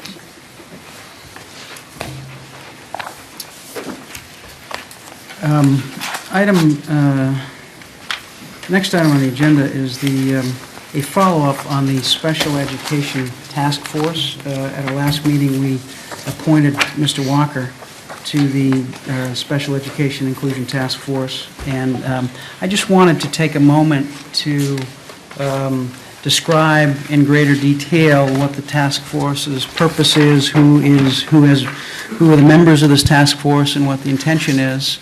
The task force was formed just a couple of weeks ago. The purpose is to increase awareness of and opportunities for inclusion of students with disabilities in general education settings throughout the district, as well as in community settings. The members of the task force include representatives from the school committee, Mr. Walker, our CPAC, parents, community administration, teachers, and service providers. The intention is that the task force will meet monthly. The members, I'm just going to, for the purpose, so people know who's on this committee. Mr. Walker, as I pointed out, is the school committee representative. Michelle Connolly, who's here, is the CPAC co-chair. Bob Reitz from the Milton Rotary Club. Dave Perdios from Milton Parks and Recreation Department. Jenny Mulqueen, who's an elementary school parent. Kathy Fagan, who's a middle school parent. Sarah Turog, who's an elementary and middle school parent and children's librarian as well. Kevin Lenane, who's a high school parent. Dr. Angela Burke, our Milton Public School technology administrator. Kelly Herbert, who's an inclusion specialist. Lindsay McMahon, who's an elementary special educator. Christina Mahan, who is a middle school special educator. Larry Jordan, who's a high school special educator. Kelly Horton Prodanis, I hope I pronounced that correctly, a middle school general educator.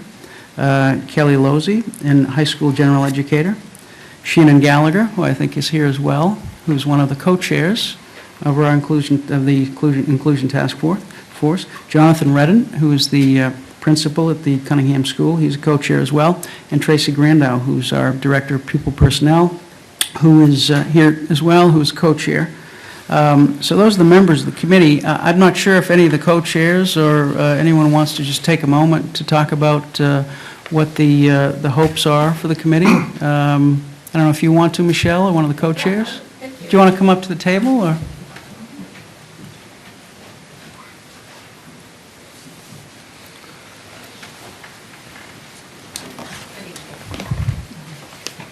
I jotted some notes down, but yes, thank you.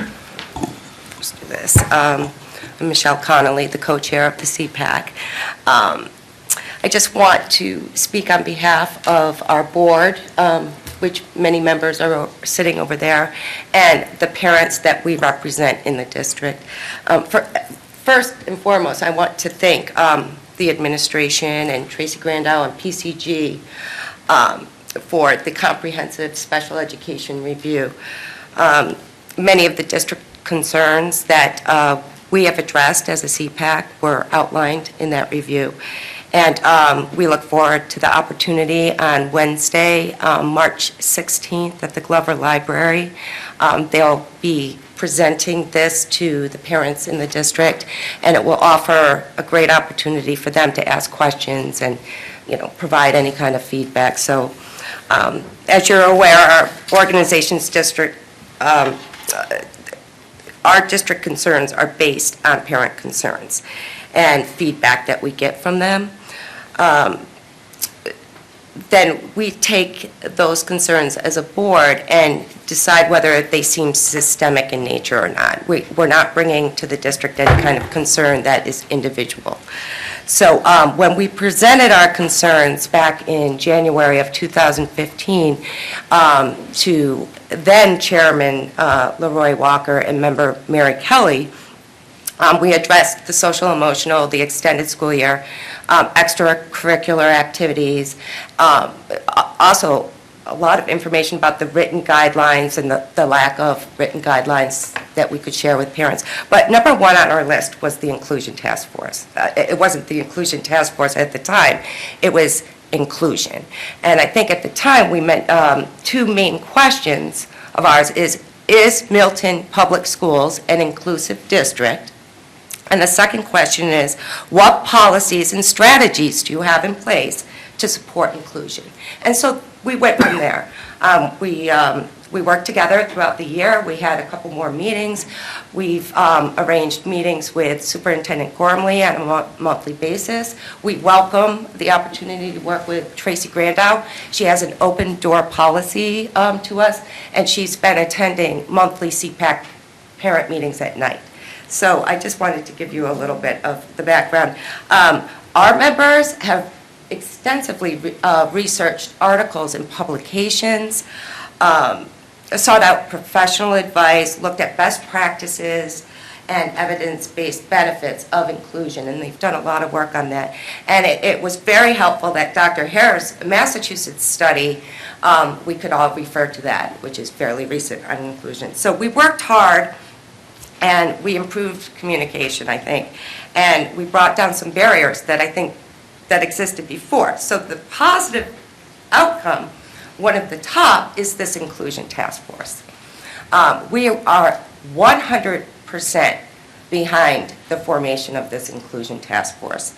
The members are diverse and they're educated, and the first meeting was just fabulous. They're eager to work collaboratively together and in order to increase awareness of opportunities for inclusion. And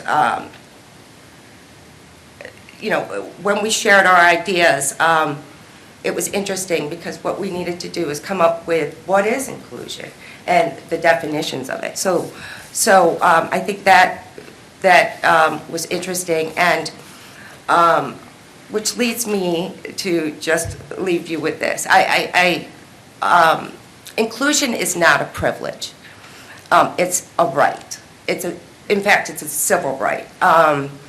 Dating back to early 1970s with landmark legislation that opened the door for all students, including those with disabilities, to receive a free and public education, along with the equal opportunity to participate in the full range of school activities, including after school.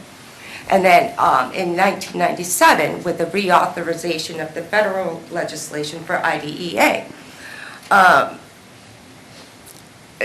which supports inclusive thinking and practices, and then 2002 with No Child Left Behind. Inclusion is not a placement either. It's not a particular classroom or a program, nor is it simply physical proximity to a child in general education. It's a philosophy, a way of thinking, a way of planning and teaching to maximize the abilities of all diverse learners. It's a collaboration, it's sharing ideas and best practices, it's professional development and training, it's education, it's communication, it's creativity, it's empathy, and it's holding high expectations for all students. And all means all. And it's backed by nearly 30 years of research and best practices. So that show time and again that all children benefit and that academic and social outcomes improve. So the CPAC fully supports the creation of the Inclusion Task Force and is proud to partner with the administration and the community in moving forward. Thank you. Great, that's very nice. Thank you very much, Michelle. Thank you.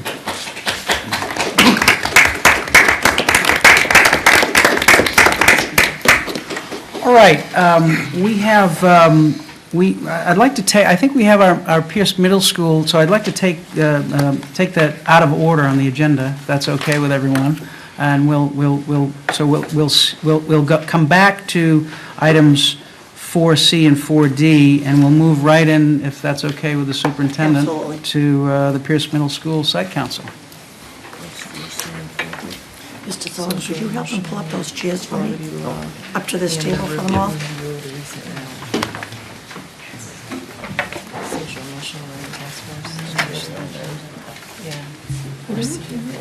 B became C. C is what, B is what we just did. D is review of recent. We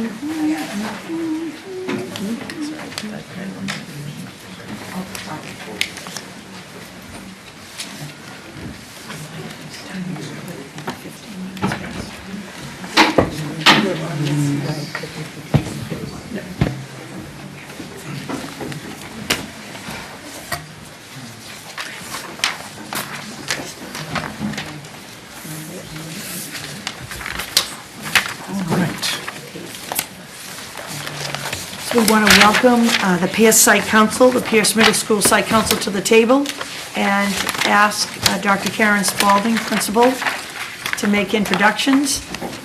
And you have the presentation in your packet, both their PowerPoint and their district-wide school improvement plan.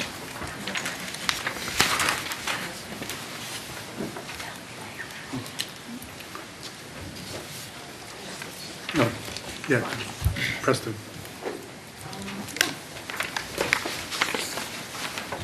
Should we turn out the lights? Thank you, Tracy. Good evening, everyone. I am Dr. Karen Spalding, the extremely proud principal of the Pierce Middle School. We are really excited to be here this evening. We did have a slightly larger group. There were a couple of unexpected events, so I do apologize, but everyone is here with us in spirit. And we do have a few students with us who will not stay for the duration of the presentation because I'm sure they have some homework they need to do or something. So we will hear from them pretty early on, and then they are welcome to stay, but might scoot out and head home. So our hope this evening is that you hear from us sort of an update of what the Pierce Middle School has been up to since you last heard from us, which includes a little bit of discussion around data, as well as the more exciting things, which are the initiatives and things that are taking place at the Pierce Middle School. So this is our site council, and again, some of those members are here this evening with us, and we also, as I explained, have 3 students. So to my left here is Katie and Tasia and Lila. Katie and Tasia are 8th grade students, and Lila is a 7th grade student. And Lila was worried about her ski pants. She was on the ski trip with Park and Rec this evening and got off the bus and came here. She has had a long day. And then to her left is Mrs. Puglia, 8th grade math teacher at the Pierce Middle School. And then we have Mr. Stote, who is our 6th grade science teacher. And then Mrs. Abigail Callahan, who is a parent at Pierce Middle School. So again, we'll just briefly review data. We'll speak to our goals and our school improvement plan and tell you a little bit about what we have been up to. And then close with some exciting upcoming events at the Pierce Middle School. So 4 years ago, when I started at Pierce, we had this crazy idea to start something called iSTEM. And we did that by beginning with one class for 7th graders. And the idea behind it was to provide opportunities for students who had a shared interest to engage in learning in a way that was a little bit deeper, a little more advanced, a little bit more open to their own inquiries. And so we started iSTEM. Since then, we are extremely proud to say that we still have the existing 7th grade iSTEM intensive studies in science, technology, engineering, and math. That particular class has a more science focus. In addition, we have an 8th grade computer science iSTEM. We also have an 8th grade math-focused iSTEM. And in addition, this year we expanded and have what we call intensive studies in humanities. And that includes both an advanced creative writing course for 8th grade as well as a debate course. We do teach our middle school students how to argue. I do apologize in advance for that. They're actually pretty good at it on their own. sort of formalize that a little bit. And so that's for 7th grade, the advanced debate class.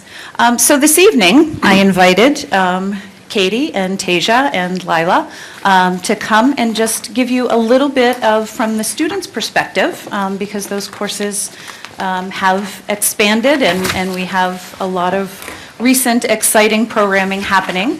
And so I wanted them to give you sort of the student insight because the work that they do in those classes really embodies and exemplifies the Pierce Middle School mission statement. So I will hand the microphone over to Katie and Tasia first, if that's okay. And they're going to tell you a little bit about the 8th grade advanced creative writing course. Hi, my name is Tasia Rain, and I am an 8th grade Pierce Middle School student. Advanced creative writing class has not only taught 8th grade students how to use strong verbs, write in proper sentence structure, and how to use a strong, clear voice within our pieces. Also, how to express yourself through words instead of violence. That through creative writing, you can not only change yourself, but the world around you. To know that the power of your voice is demonstrated through words is powerful. We have just completed our poetry unit, and here are some of our works. I hope you will enjoy them. Okay, so tonight, Tasia and I, we're going to be reading a found poem taken from Dr. Martin Luther King speech, I Have a Dream, and then a combination of Maya Angelou poems, so Dr. Maya Angelou poems. So A Brave and Startling Truth, Still I Rise, and Phenomenal Woman. And so we just I wanted to explain found poem. And so a found poem is when you take bits and pieces, like words and phrases, from other people's from other sources, so from poems, songs, speeches, anything you really want, and you take them and you put them all into a poem. And so in class, this is taught us pretty much everything. It taught us how to use line space. It taught us strong word choice, white space, and most importantly, it taught us the difference between a poem and a paragraph. And so our poem is it's a poem for two voices. So both of us are going to read the same poem at the same time. So Tasia is going to read the Dr. Martin Luther King poem, and I'm going to read the Maya Angelou part. And then we have a book of all of our poems that are really amazing, from everybody in the 8th grade, if anybody wanted to read them. Okay.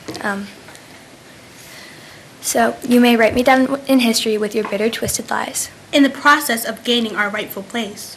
You may shoot me with your words, you may cut me with your eyes, you may kill me with your hatefulness. Again and again, we must rise.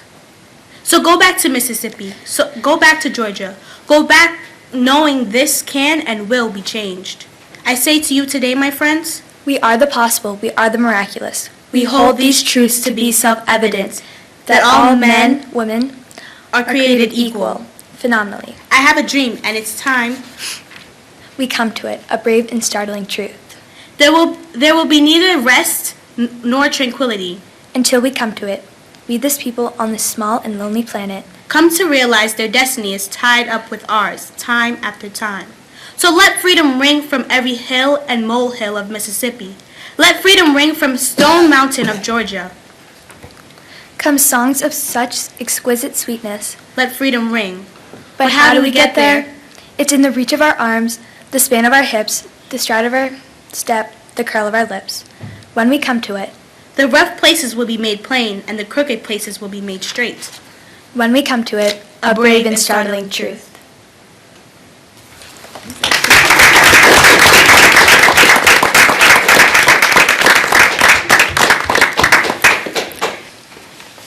I wrote this spoken word piece for pleasure, and it's titled Reconsidered. Please listen. Enlighten me. Is the raven color tinting my flesh lead you to believe I am worth a whole lot less? So tell me, does the greasy dense hair flourishing from my scalp make you feel grimy when I am near? Please, apprise me. What on this earth, assembled and constructed by my ebony ancestors, leads you to believe that a black girl's physique is beneath you? Take a look at me, a real good look. like as if I'm the only glowing star in the atmosphere when nights are full of gloom from thick-set clouds. Look at me as if I'm plated with gold and embellished with jewels from Africa. Stop viewing me as a dirty, wet dog left out in the cold to shrivel and die. And seep into my mind, heart, and soul. Then, just then, reconsider.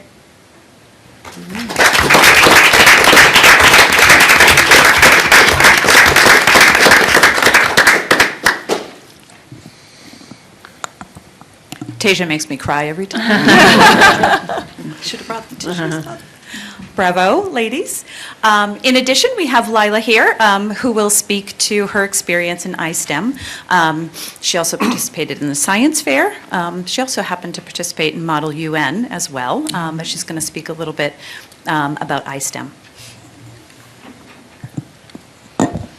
Hello.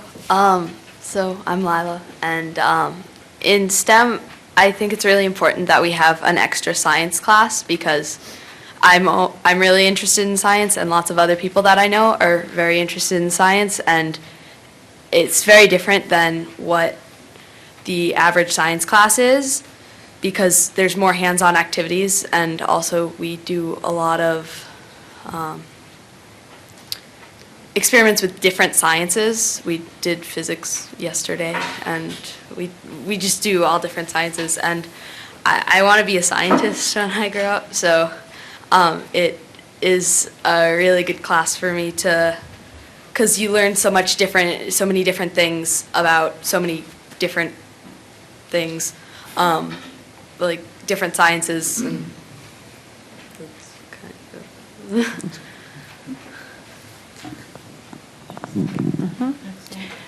So before we send you on your way, one of the questions that I asked them, and they can either each answer or just one, is sort of why, from their perspective, why is it important to have these kinds of experiences in middle school, experiences where you're surrounded by other students who really, really like science, and she's already has her hand raised, I see, and why it's great to be surrounded by other writers who have a passion for writing.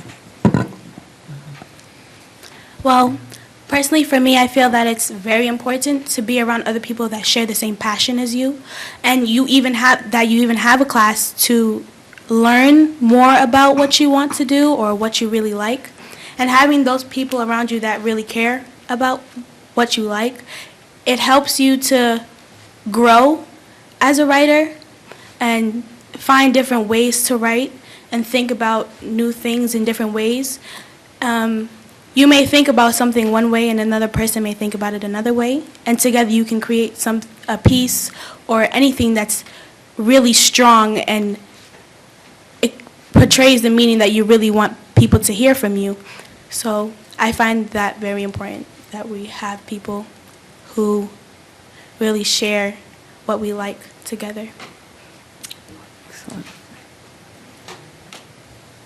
So I think it's really important to have these classes because, like, you get so much out of it. You get to generate ideas off of people, and everybody has a different idea, and you get to experience everything. So we have 7 kids in our class, and everybody, we did the social media poem, and everybody interpreted it differently, and I think that's why it's so important, because you have new ideas just like blossoming, and you can just see it.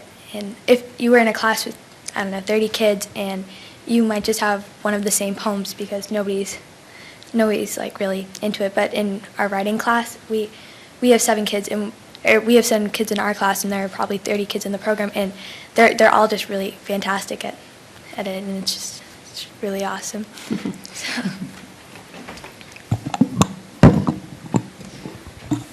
I think it's important to learn these things now and learn what you like, so then you can realize what you want to focus on. And I think they basically nailed everything else, though. But I think it is important to know what you like now, and then so you can focus on it later on in your academic career or your actual career. So that's kind of it.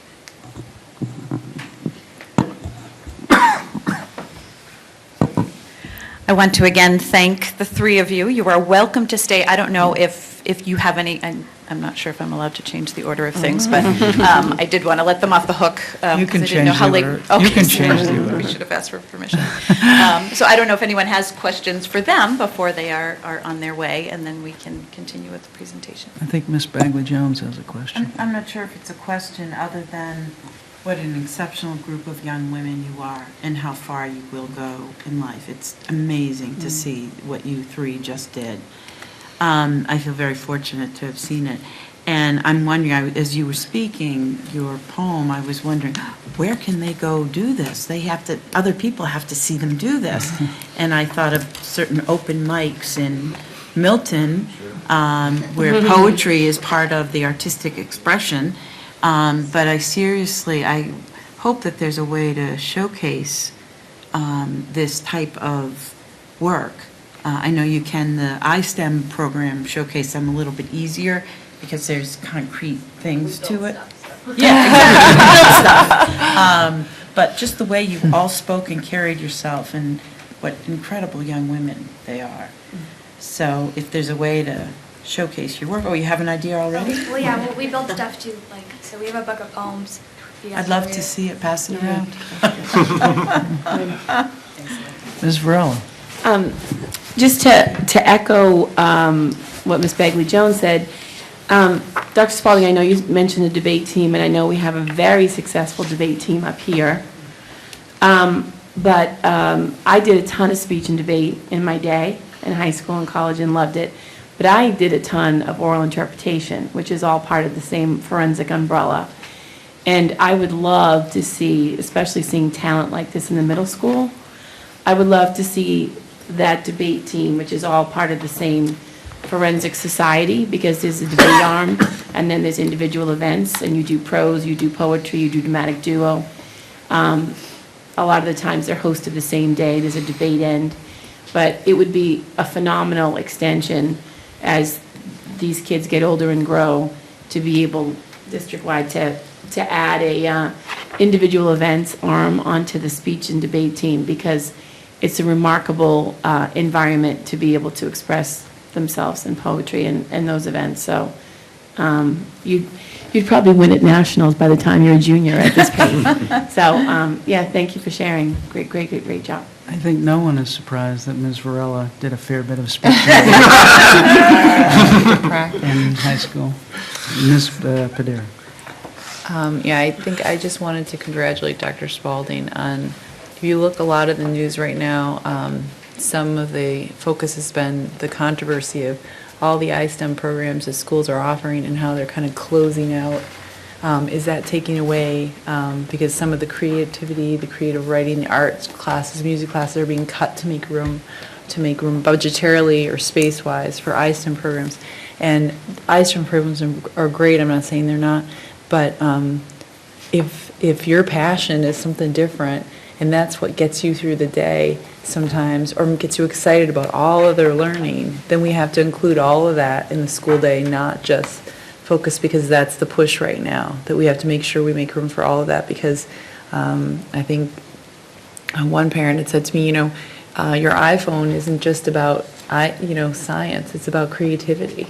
And so, it's about integrating all those programs, because we're all working together for those types of things. So I'm sure that in your school day, I don't know if you have this class every day or it's almost every day, but that's Every other day. every other day. So I bet on the day that you have this class, you're a little bit more excited about the day, and your day is a little bit brighter. So I think it's really, you've shown tonight how important that is to look at all those things. So congratulations. I'm sorry, I just read the social media poem, inspired and written to Adele's Hello. I'm sorry. This is an incredible book. Sorry, I interrupted you. Mr. Watt. Well, I don't think it's any secret that I look forward to the Pierce Site Council presentation every year. So my question this year was, how can it be any better than it was last year? Because I raved about it last year. And the answer is, bring students. So girls, nice job, phenomenal. But you're the reason why now this is going to be the best one this year. But what are you going to do next year now? Absolutely. Well, not only what are they going to do next year, what are they going to do now? Right. When you guys are leaving, Right. with their headline, we're out. Yeah, you probably should have closed with that. That's right. Dr. Donahue. I'm speechless. Tremendous show of passion from all three of you, and I applaud that because it's not everybody can find that, and I'm thrilled for you and moved. So well done. I want to come to your reunion in 20 years. 'Cause I want to see what you've done. Okay. Who put the book together? Where did the book come from? Like who put I it brought together? it from home. Oh, Miss Power, she used this website and she put all of our poems and she chose 2 or 3 poems from each student. She put them in the book on this website. We'll get some copies for the school. I'm sorry, did you say is Erin Powers the teacher of poetry? Yeah. Oh, okay. She's the best. Yeah. This is unbelievable. They probably need to take Yeah, that they with need them. to- They probably need to They take should that take with their them, book home, 'cause we don't want to we'll get Vladimir copies. Putin taking the Super Bowl. Yeah, exactly.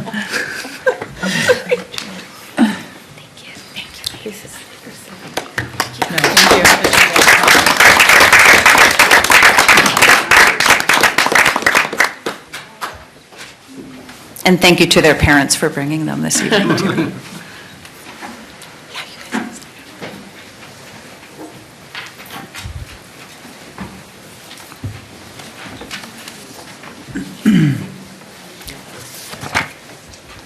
So that is definitely going to be a tough act to follow. I will briefly ground us in a little bit of data, and then we'll move on, hopefully, to some more interesting things. So just wanted to share with you some of the park data, some of the things that we've learned from park, but thought it was important to preface that with just some reminders around park, because we've been speaking MCAS lingo for a long time, for many years now, and we're all on a little bit of a learning curve in terms of park and what park can tell us and how it's the same or how it's different from MCAS. And so I summarized a few things up there. In particular, this idea of comparing any school to the state results, for example, and that the state results, and I know you had a presentation by Vu and who gave you an executive summary regarding park. But just sort of keeping in mind that piece of who that representative sample, the state, is in terms of comparing the data.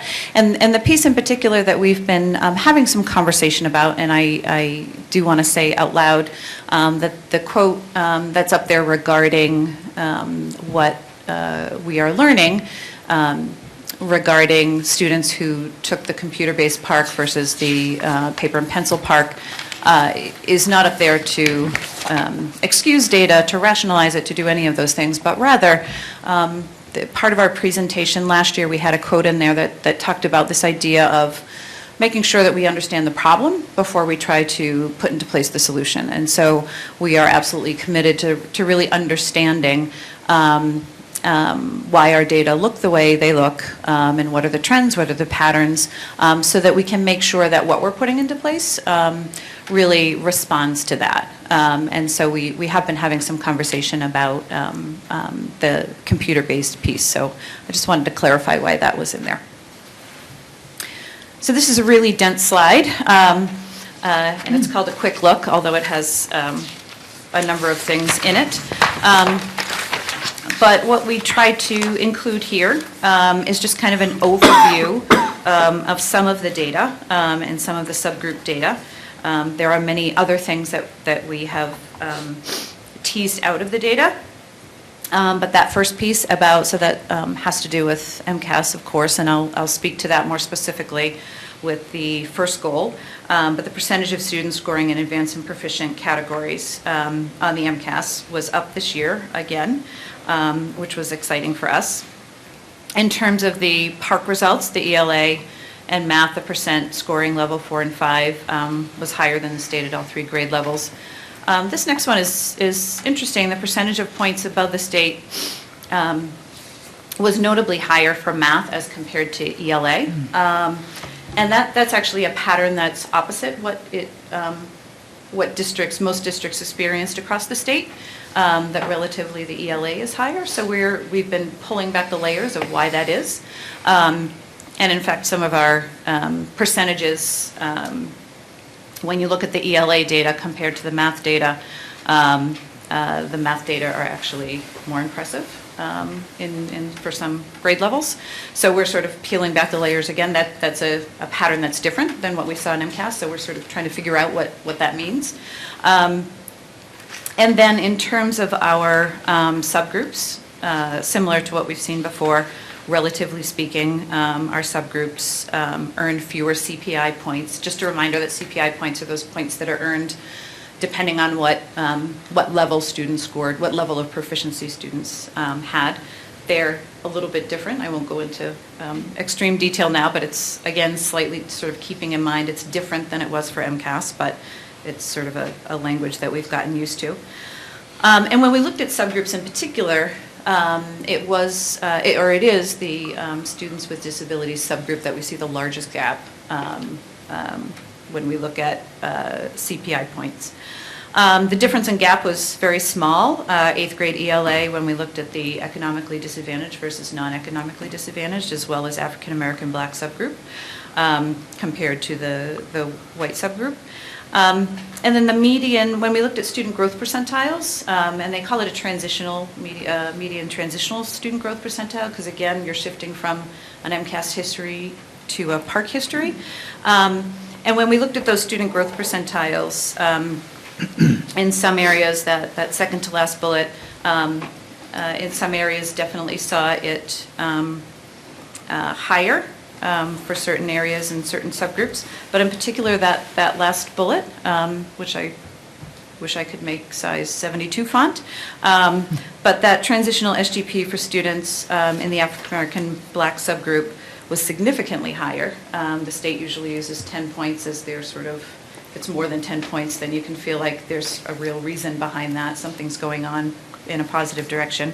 And it was 62, which is also outside of that 40 to 60 band, that middle band. So something, again, really positive going on there for that subgroup for 8th grade math. So similar to what we've done before, we've been having lots of conversation about how do we have these interventions in place. So we have the reading specialist, we have Pierce Academy, we have math investigations. And really trying to find the best way. It's still not the perfect way, but the best way we have in terms of the data and our understanding to determine if these interventions are making a difference. And so the way that we have attempted to do that is to look at the student growth percentile, the median student growth percentile, for groups who had the intervention compared to that median student growth percentile for all students. It's of course important to keep in mind that that group that's receiving the intervention is also within that larger group.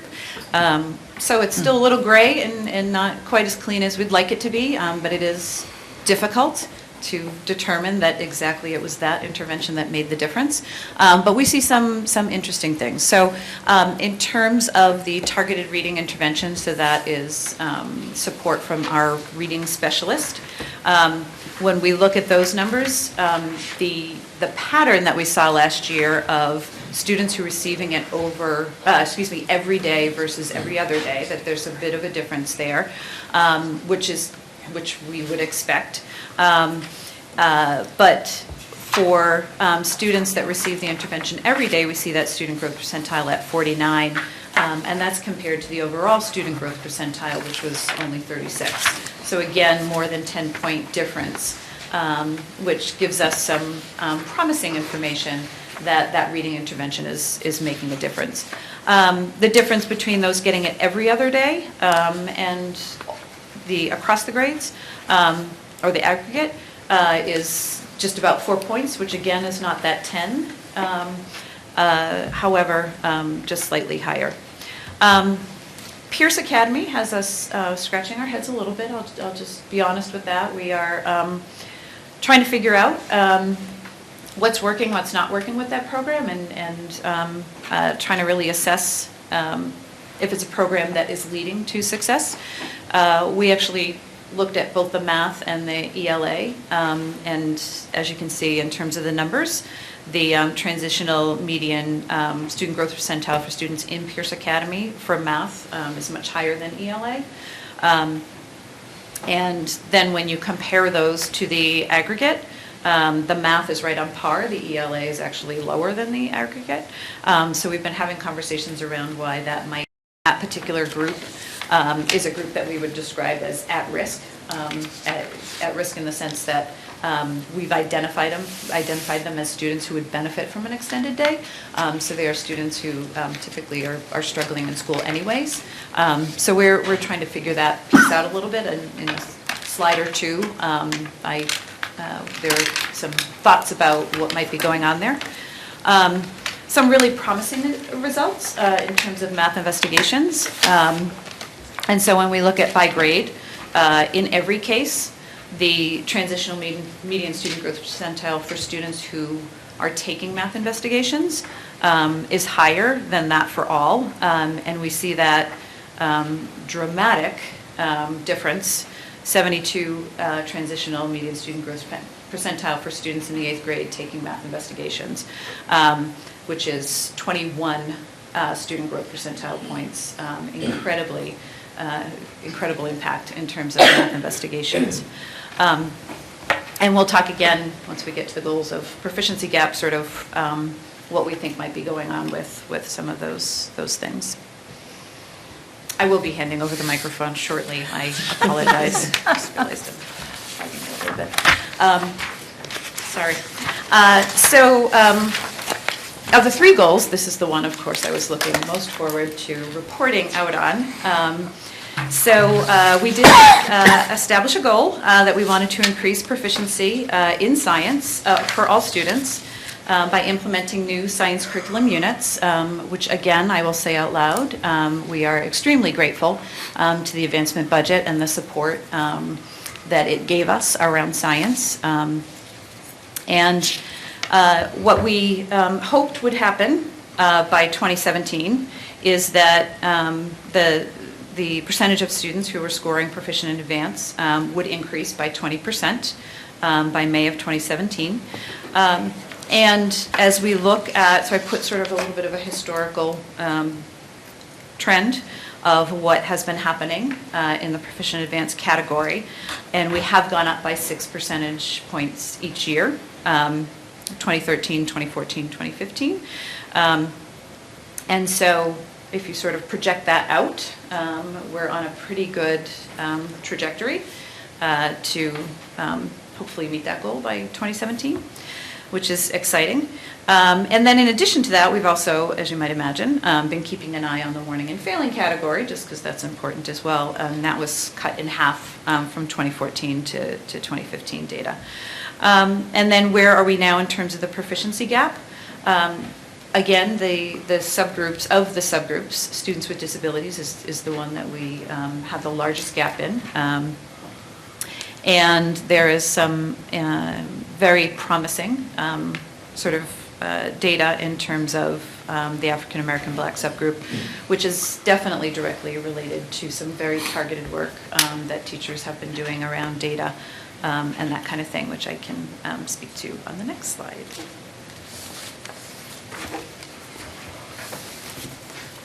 So in an effort for you to hear from someone other than me, I will hand the microphone over to Abigail Callahan, who will talk to us a little bit from a parent's perspective.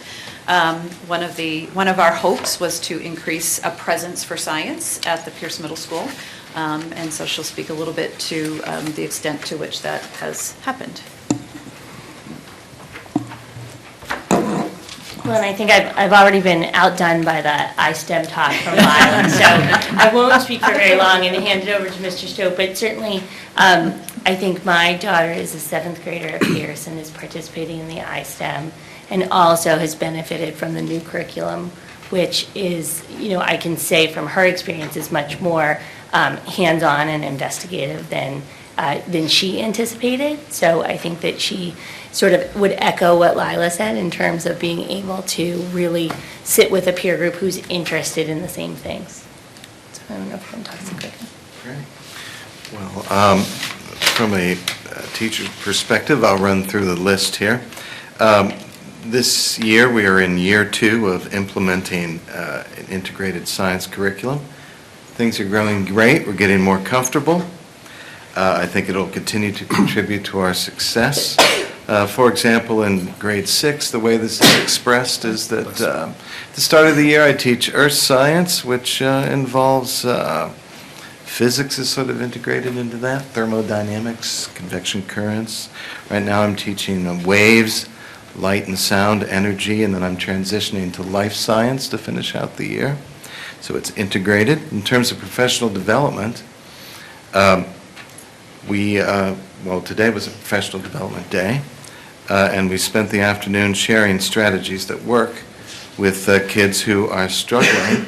This discussion goes on across grade levels, and we bring student work to the meetings to discuss patterns in their answers and to determine, areas that we might have to improve our instruction in.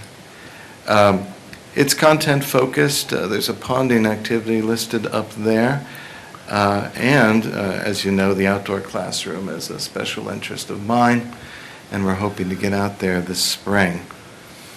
Common science assessments, they are part of the work that we bring and we review. We look at those with a particular eye towards the subgroups. We want to improve accessibility to these assessments. So we're constantly pondering what adjustments to make, what adaptations to make in order to close the achievement gap. And then finally, regarding STEM, Dr. Spalding has mentioned how it's reaching a much wider audience now. And in terms of enrichment, there are many, many opportunities. I know that every year we have a science fair that just keeps getting bigger and better. We have programs where kids participate and receive awards. MIT has a program called the Curiosity Challenge. You might have seen the Eversource Challenge advertised in the newspaper. We participate in that. And there's a program at UMass Lowell called Cool Science. It gives us an opportunity to spend a little time talking about climate change. So there's a lot of exciting things happening in regards to science at Pierce Middle School. Thank you.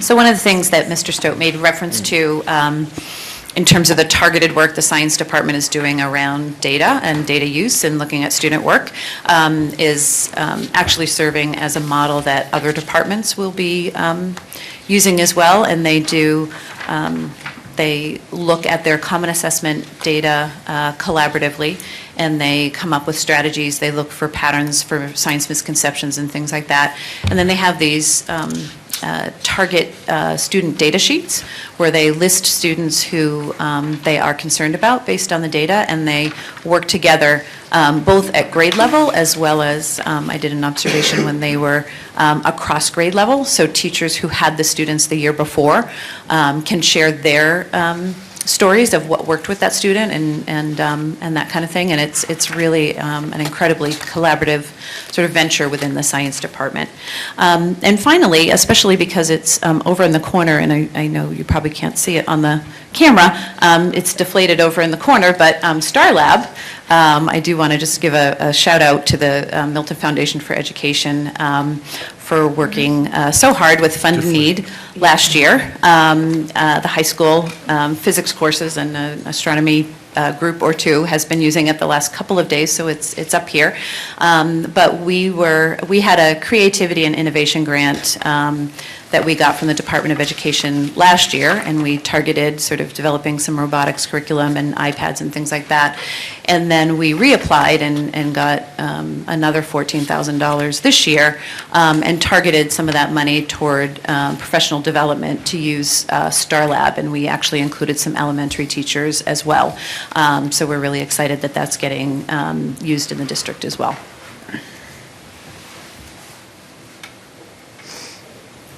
So our second goal was focused on providing targeted support for students as well as enrichment, with the hope that the number of students scoring in the advanced category would increase by 10%, and that the achievement gap would decrease over time.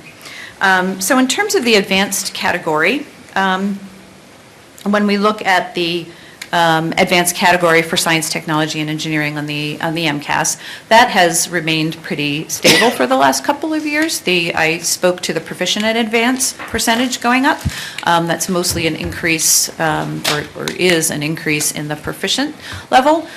It doesn't surprise us entirely that we don't see increases in the advanced group yet, because we're very early on in implementation of very new curriculum units. And so learning those and understanding those and refining them in a way that can really push students requires 3 to 5 years in terms of implementation. We certainly have some other things cooking, but in terms of pushing that advanced category, but that data makes sense to us in terms of where we are in terms of implementation. And then the other piece in terms of the advanced category for math and ELA, that is trickier to discern, and that's because we are now using PARCC instead of MCAS. And so we are working very closely with VVU, the data specialist, in really trying to figure out how do we adjust this goal so that it is reflective of the assessment that we have now, which will be changing again, so we're a little hesitant to do that too rigidly. And then in terms of closing the proficiency gap, I spoke to that a little bit before, in particular the African American Black subgroup, as well as the economically disadvantaged subgroup. We definitely have some good news stories, both in terms of student growth percentile as well as percentages in terms of proficiency. So again, a very dense slide. I apologize for that. Instead of reading all of this to you, Mrs. Puglia is going to highlight one of the initiatives in particular, and that is the DEDM project that I'll let her speak to.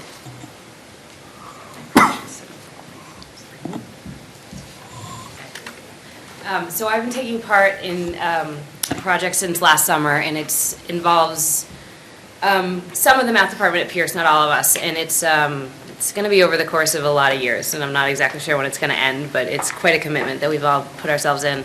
And it's with conjunction with EDC, the Educational Development Center, and it's called DEDM, and it stands for Designing for Equity by Thinking in and About Mathematics. So we meet every other Tuesday after school, and we meet every other Saturday morning. And we also, during our preps, will do peer observations of the other people within the project. So just a couple bullet points. So what we've been doing, and the goal of it is to close what we like to talk about, the opportunity gaps, not the achievement gaps. So some of the things we do are the peer observations. So when we come together at groups, we came up with a list of things to look for. So because it's like none of us are really, we're not administrators, so we don't know how to do observations. So we come up with the list and we focus on certain things, and we're looking for, things that the teachers are doing and things that the students are doing. And it's not to criticize. The reason we're doing it is to study our practice and to look at ways in which we are already making mathematics accessible to all students and to improve upon what we're doing. during our meetings, we look at and do a lot of math, which is, we're all math geeks, so we like to do math. But so we'll do the math problems, and then we'll come back together and talk about how we can make that type of problem accessible to all the students in our classroom, and strategies that we can use and things that we can implement while doing that. So, because we're trying to promote more rigorous thinking throughout all of our classes, not just in the higher level classes. We talked with our students, so we did student interviews at the beginning of the year, and we're trying to get their perspective on math and how they feel about math and why they feel that way. And so we took like a handful of different types of students and talked about their math identity and that type of stuff. And the reason that we do all of this is to promote equity. That's our goal. And like I said, it's a process. It's going to be, we're just looking at our practice now. Next year, we might, we'll start to make improvements. And EDC comes in and they come to our meeting, not all of our meetings, but they'll come into our meetings and they'll talk to us, and they give us a lot of readings, and, we look at a lot of stuff that's already been done. And so we just want to improve our practice in order to have equitable access to all of our students is what our goal is. So that's it. An added piece of the work that the math teachers have been doing is really this sort of leadership stance, I guess, in terms of, because it's not just, let me backtrack for a second. They are doing a total of 60 hours of professional development throughout the year, and another 2 weeks solid in the summer, something like that. So it's not we meet once a month. It's intensive PD. It's deep, it's rich, and it's not just scratching the surface of, here's a new graphic organizer I can use, or here's a new strategy, but let's have some really deep conversations about the way math is structured in schools, and those kinds of things. And what has come out of that is a lot of conversation around the implications for the larger school as well. And so they will have conversations about scheduling, for example, and are we scheduled in a way that optimizes learning for all students? And then typically within 24 hours, either Mrs. Puglia or Mrs. Shapiro is at my door, so we can talk about scheduling in the school. So there's been this additional sort of nice sort of leadership, thinking differently about schooling and how we do schools, and to what degree is that creating equitable opportunities for students across the board. So that's been nice. The other piece that I just want to sort of highlight here, because what is coming out of that work, I imagine, is going to shift our goals and strategies a little bit, and it comes on, we are coming on the heels of the PCG presentation on the special education review that was just done, and that is the work that we have some professional learning communities, which is a structure we use to structure some teacher collaborative time on early release days. Some teachers are also doing it beyond the school day. And several of them are focused on special education in a variety of ways, sort of supporting students with special needs in the science classroom, for example. We also have a group who have been looking at the sort of some of the processes and the way that IEPs are written and accommodations, and having conversations and really taking on some leadership around that. So we imagine, with all of these pieces coming into play, that we'll do, as a site council, do some shifting in some of the strategy articulation and goal setting, and especially in light of what our data looks like in terms of our subgroup data for students with special needs, to do some more explicit sort of articulation and strategies and goals around the special education subgroup. So I just wanted to sort of point that out. So our third goal and final goal has to do with supporting the whole child.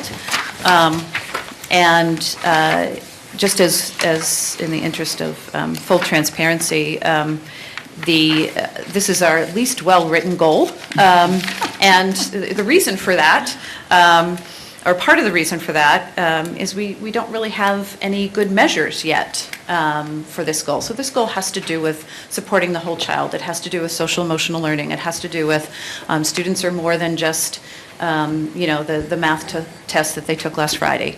And so the work that you see sort of articulated up there, and I will speak to in the next slide, really is from out of the gate. It's really how can we need to find some measures. We need to get a sense of how students are doing in terms of their sense of self, in terms of how they're connected to school. And so that's what you see listed in terms of where we are now.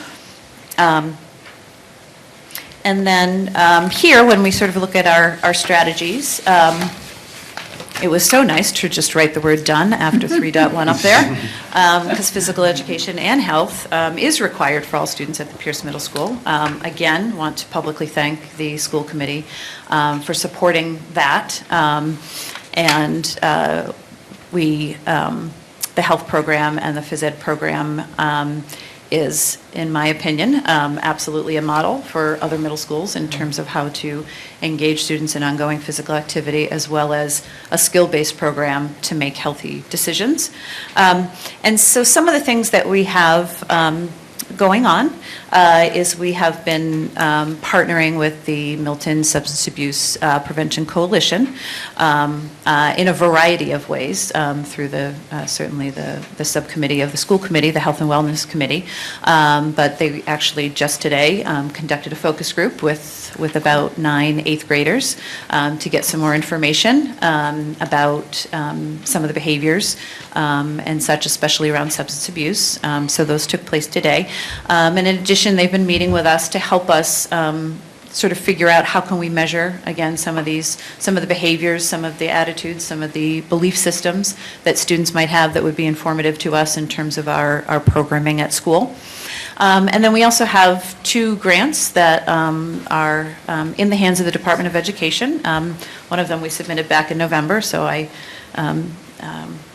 they tell me in 10 days they'll know, so I call on the 11th day, and then they tell me 5 more days, so I call on the 6th day to see if they've made a decision yet, but that's the Safe and Supportive Grant, and that grant would support a self-assessment.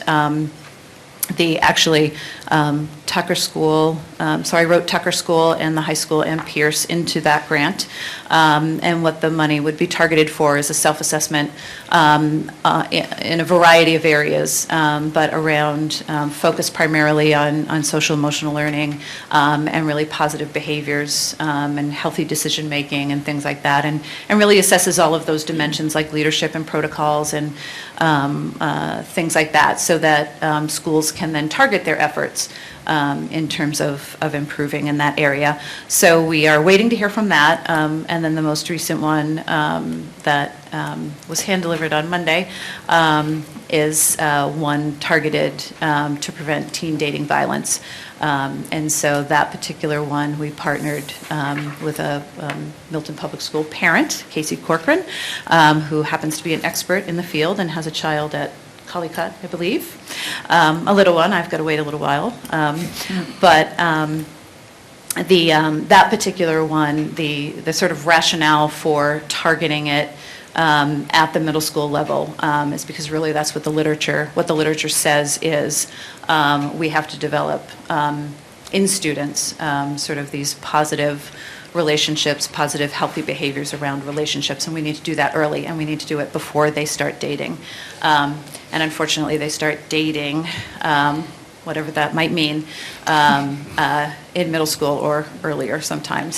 So we submitted that on Monday, and those funds will go towards a sort of multi-tiered approach to professional development for teachers, and so again partnering with Casey Corcoran and giving teachers the skill set and the understanding around the research for looking for signs that students might be in relationships where there is some control or monitoring going on, which are sort of the early signs of what may later be more significant violence, as well as a more core group that will have a deeper understanding and think about what are the ways in which we refer students, connect with community organizations, especially mental health, especially domestic violence organizations, in order to support students. And then finally also curriculum assessing. We do have the Michigan model curriculum as well as the Get Real curriculum but looking at those with a lens of healthy relationships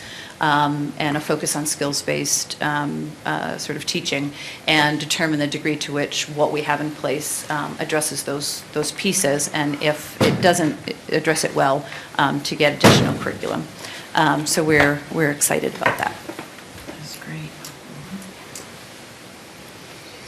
And finally, or almost finally, only 2 slides to go, but we at the Pierce Middle School are all about making connections and helping students make connections to each other, to their peers, to caring adults, to school, and doing school.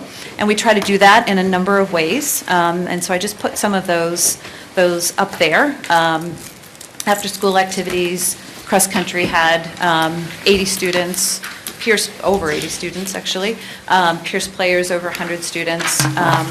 Some of the opportunities to shine, you saw those 3 young women shining, for sure, at the beginning of the presentation. We did do Model UN for the first time this year. Lila, who is here, participated, as well as some other students. Then also this last piece of transitioning in and transitioning out. So we have been building up, there were already some existing transitioning structures, and so we've been partnering both with the elementary as well as with the high school to think about ways that we transition students into the middle school and that we help them transition up to the high school. And there's a lot of great work happening on either end of us, as well as in the middle in terms of supporting that. And then finally, really finally, these are just some upcoming events to put in your date calendar. And it's a range of music and science and sports and all kinds of exciting things.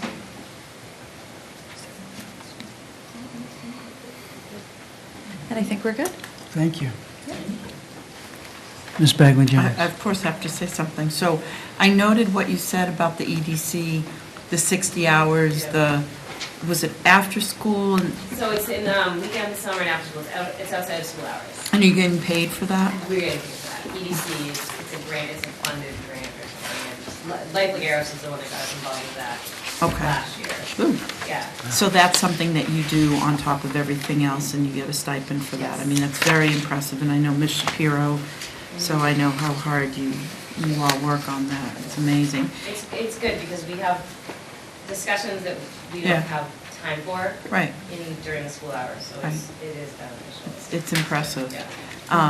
And then the other thing I wanted to notice is that I think Karen is too shy about her accomplishments, because I know that all those grants that you talked about, I think you single-handedly wrote them, or, I don't know, maybe you had a little help in there, but. She single-handedly. I thought she did, single-handedly wrote them and delivered them, and it's just really appreciated.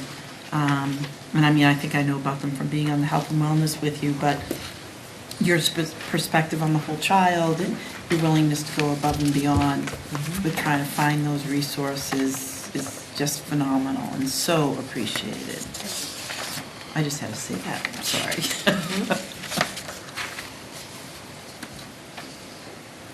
Ms. Varela. So many of you know that I still wear my Pierce PTO hat and work a lot with Dr. Spalding, and can't say enough about, to echo Kristen, all that she does.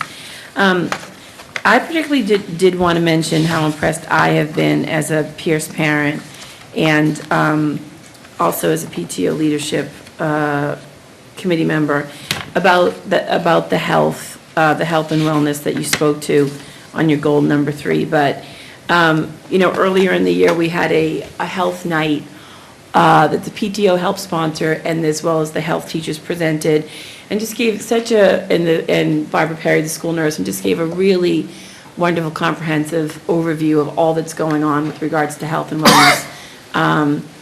And we brought in Milton parent, Dr. Cousineau. And it's such an important thing because it ties it, health, wellness, and even the grants you talk about, just healthy choices, lifestyle. But it's such a big change at middle school from 5th grade and all the social and emotional and health issues that they're going through. And I just have to commend you that you definitely, like you say, it's a role model for other middle schools to have that kind of program, you know, in their curriculum, and that it's a very strong voice. So just want to commend you on that. Ms. Padere. Yeah, and I know that the Get Real was added most recently, and I have to say that the parent component of that is very nice. I mean, I can tell you, I can guarantee you that those conversations would not be coming up in my house without yours, Mrs. Swan agrees, without those little sheets that come up. And I think that this, you know, at least my daughter brings them home kind of, I guess we have to talk about this, but I think they kind of want to talk about them, but there's no way it would come up without the send home from the classroom. And I think it's just a wonderful way of doing it. It both informs the parents of what's going on, and it also gives them a bridge to that communication with their kids, and I think it's fantastic. So I want to commend you on that, adding that. Dr. Donnelly. And then to build on it, I think that your focus on the intensive humanities circles back around nicely to that, where you know, these students can develop meaningful relationships with people their same age that they're presumably going through a lot of the same things with, and they're interested in an academic subject together. And it's nice to offer them that opportunity to sort of meet and support each other. My question for you, moving back a step, is your observations about your mathematics program. Is it DDEM? DEM. Yeah. Thank you. Are you in a position to share those with your colleagues at the high school and the elementary school, or does it? Well, it's not up to us. Translate. We tried. So it all started with. You can speak, but they may not listen. Yeah. So it's under the advisory of EDC is what it is, and so it all started. There was a group of elementary school teachers, there was a group of high school teachers, and there was a small group of middle school teachers with some administration in there that went to a 2-day professional development last December. And it started with that. And I think Mary Shapiro spearheaded getting it into Massachusetts, this PD, because she had seen it somewhere else. So we all went and we all sort of brainstormed, like, wouldn't it be great if we got some sort of committee together and whatever. And then we sort of, it just fizzled out. And then the next thing we know, Life was like, oh, by the way, you know, we're part of the project. And I was like, what do you mean we're part of the project? So we're part of the project. It came from Pittsburgh. It was a Pittsburgh public school thing. I mean, if you can Google DEDM EDC, it's like a site will come up and it's all the information's there. And so it stemmed from that. Somehow we got ourselves involved. We are part of their study, so they're watching us and they videotape some of our classes. And so I don't, like, so we're using it in one capacity, but I don't know what we are to them. It's sort of still a little confusing, but I mean, it's good. And it's a small group, but I think it's definitely worthwhile and needed. So we're gonna stick it out. Did I answer your question? Yes. Yeah. Thank you. Mr. Warner? So I continue to be amazed at the range of things that are going on at the Pierce Middle School. So, but I would say that I'm more impressed with, and I've said this before, the clear link between the mission, which I think is the best one that we have in the Milton Public Schools, the goals that you've set, the measurement of whether you've succeeded against those goals, what's working, what's not. I find that incredibly valuable. So, nice work. And therefore, it raised a couple of questions. One is, obviously, Pierce Academy, and whether that needs help, or maybe that's not the answer. A more general question, though, about Park. Now that you've seen the content and now that we've done it for 2 years, do you think it will be a better indicator of what it's called, which is the readiness for college and careers? What's your sense of that? Is it measuring the right things and challenging the right things? Do you want to take that? Taking that question. So I'll describe the kinds of things. If we sort of set aside, because when you say park to us, we're in sort of scheduling and how are we going to get all the Chromebooks out and how are we going to, so if we set all of that aside and sort of think of the kinds of things, the kinds of tasks, the kinds of critical thinking that students are engaged in, I would say yes, it is deep level, high level, applying skills in a variety of ways. The kinds of problems that students are doing are definitely of high level, of applying the kinds of skills, flexible thinking, using modeling, things like that, being able to write on demand, being able to write for a variety of audiences, being able to write to and cite evidence. So the kinds of skills that will serve students well in their career life, in their higher education life, those are definitely skills that we see them being expected to do. Again, setting aside the whole system and the toll it takes on us just in school life, all of that aside, the kinds of things that students are being asked to do. If we are able to support them in being able to do those things, they will find success in career in higher ed. Did that answer your question? It did, Okay. absolutely. So the last question is, it's really just a compliment. I think the amount of growth that you got in a number of areas, a number of subgroups, is absolutely phenomenal. Particularly because we know that those were areas where last year and the year before we said, this is a really tough challenge. Yep. We have to try. I didn't think that it would happen that quickly, but congratulations. And find out why it happened and keep up the good. Thank you. Thanks. Can I Ms. look at it? Just to follow up on the park query from Mr. Walker. So you all were doing park again this year. This is park month, right? March starts park, right? Which I know is your favorite. Did we start park testing? No, so park is only end of year. So it was last year. So last year we had the Right. PBA and the end of year. This year just end of year. So we're having a lot of park conversations right now because we're Right. planning. But the actual testing window won't begin until, for us, the beginning of May. Let's dedicate a time to it. Yeah. Oh, okay. Yes. All right. Yes. For some reason, I was thinking it was. It was March last year. All right, maybe that's why my hat Yep. was on that. And then my other just quick question I wanted to ask with the fact that I think you mentioned in the presentation that you started the focus groups with 8 students with regard to the Milton Substance Abuse Prevention Coalition.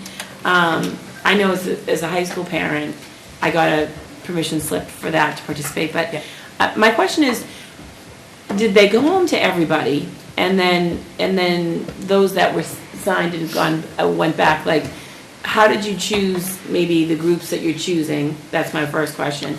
And B, I just want to know, just off the cuff, like, how did it go? Like, were kids opening up? What intel and the vibe did you have from today? So in terms of selection, so I'm not completely sure how it was handled at the high school. For Pierce, it was the permission slip. I sent it out to all of the 8th grade families. And then in addition to that, Ms. Dunton did a lot of recruitment. She, hung up posters, talked about it in the classes, as did Mr. Bond. And the original plan was to collect as many back as we could, and then out of that hat, pick 8 or 9. That seemed like the best way to do it, because if you pick the names first, but then you're waiting for the permission slips to come back, and what if they say no, and just as a process. In the end, we got back about as many as we needed, which influences the group in terms of who the group is and that kind of thing, because the group represents those whose parents signed off first and they brought the permission slip back. In terms of what was said, I have no idea, and it was intentionally set up that way. So this was definitely solely run by the coalition. And they actually had outside folks come in, which was brilliant. Great, okay. So we gave them the conference room, and we, opened the door when the lunch came. And they, what we did notice, although and I promise we did not hear anything of what the conversation was, but there was a lot of energy coming through the wall, which I think was a good sign. So it was definitely, the little bit you could see through the window and sort of the energy you could hear definitely gave us the vibe that they were engaging and wanting to sort of share their stories and all of that, which I think is powerful. Great. May I follow up for 1 minute? And so we've not addressed the youth risk survey data, but the coalition initiated through Lori Stillman has been very thoughtful, and they've worked collaboratively with us and offered 2 areas of expertise. One, to have trained individuals come in and do 8th graders, a group of 9th and 10th graders, and a group of 11th and 12th graders today. And then they will meet with our team, and we'll go over that data, what they learned from the focus group. Simultaneously, it's very important, and we're going to dedicate a blast to it, that they have surveyed area districts and created the coalition expertise, nationally recognized experts, university professors have come up with a parent survey that's going to be sent out to all Milton Public Schools parents, and the coalition is paying for the distribution, the coalition and examination of the data. So when we report out on the youth risk survey data that's important to this committee and this community, we'll be able to share again the thoughtful way in that we've taken the data and working in partnership with the coalition and the wellness committee with Ms. Padera and Ms. Bagley-Jones, our next steps. Great, thank you. It is amazing, if I can just add to that, when you think about where that youth risk behavior came from a couple of years ago and how it slowly snowballed, not in a bad way, but in a good way, where now we're actually at the point of talking about students in a focus group at Pierce. I mean, that's pretty amazing when you think about a couple of years ago with, what's that youth risk behavior survey anyway in health and wellness? And it's really come a long way with a lot of different people involved, like Mary said. But we looked at the PCG tonight and the number of positions. I have to say that we would not have the school budget to be able to hire the trained facilitators that the coalition is hiring to lead the focus groups, do the analysis, create the survey, distribute the survey, and then have professionals analyze the survey and sit down with us. So that creation of that coalition in Milton, working with us now, the timing, benefiting the Milton Public Schools selfishly, has been amazing.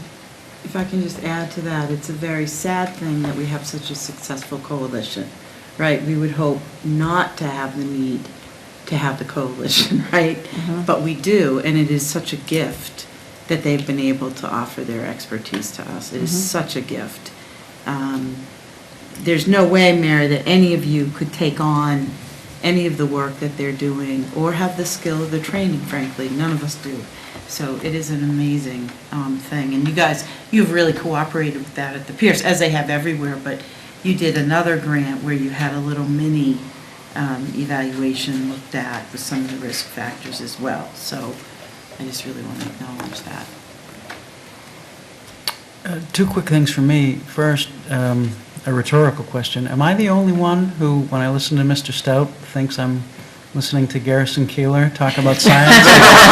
Very home companion. And then more substantively, on Pierce Academy. Hopefully a lot more substance. On Pierce Academy, how long do you think it will take to really make a judgment? Are we talking about a year? Are we talking about 6 months of data on that?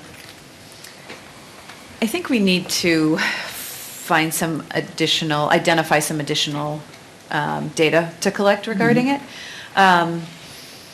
We had some promising results last year, less promising this year. And one of the things that we've struggled with in particular is actually staffing it. So just because of the design of it, so it's Tuesday through Thursday till 4 o'clock.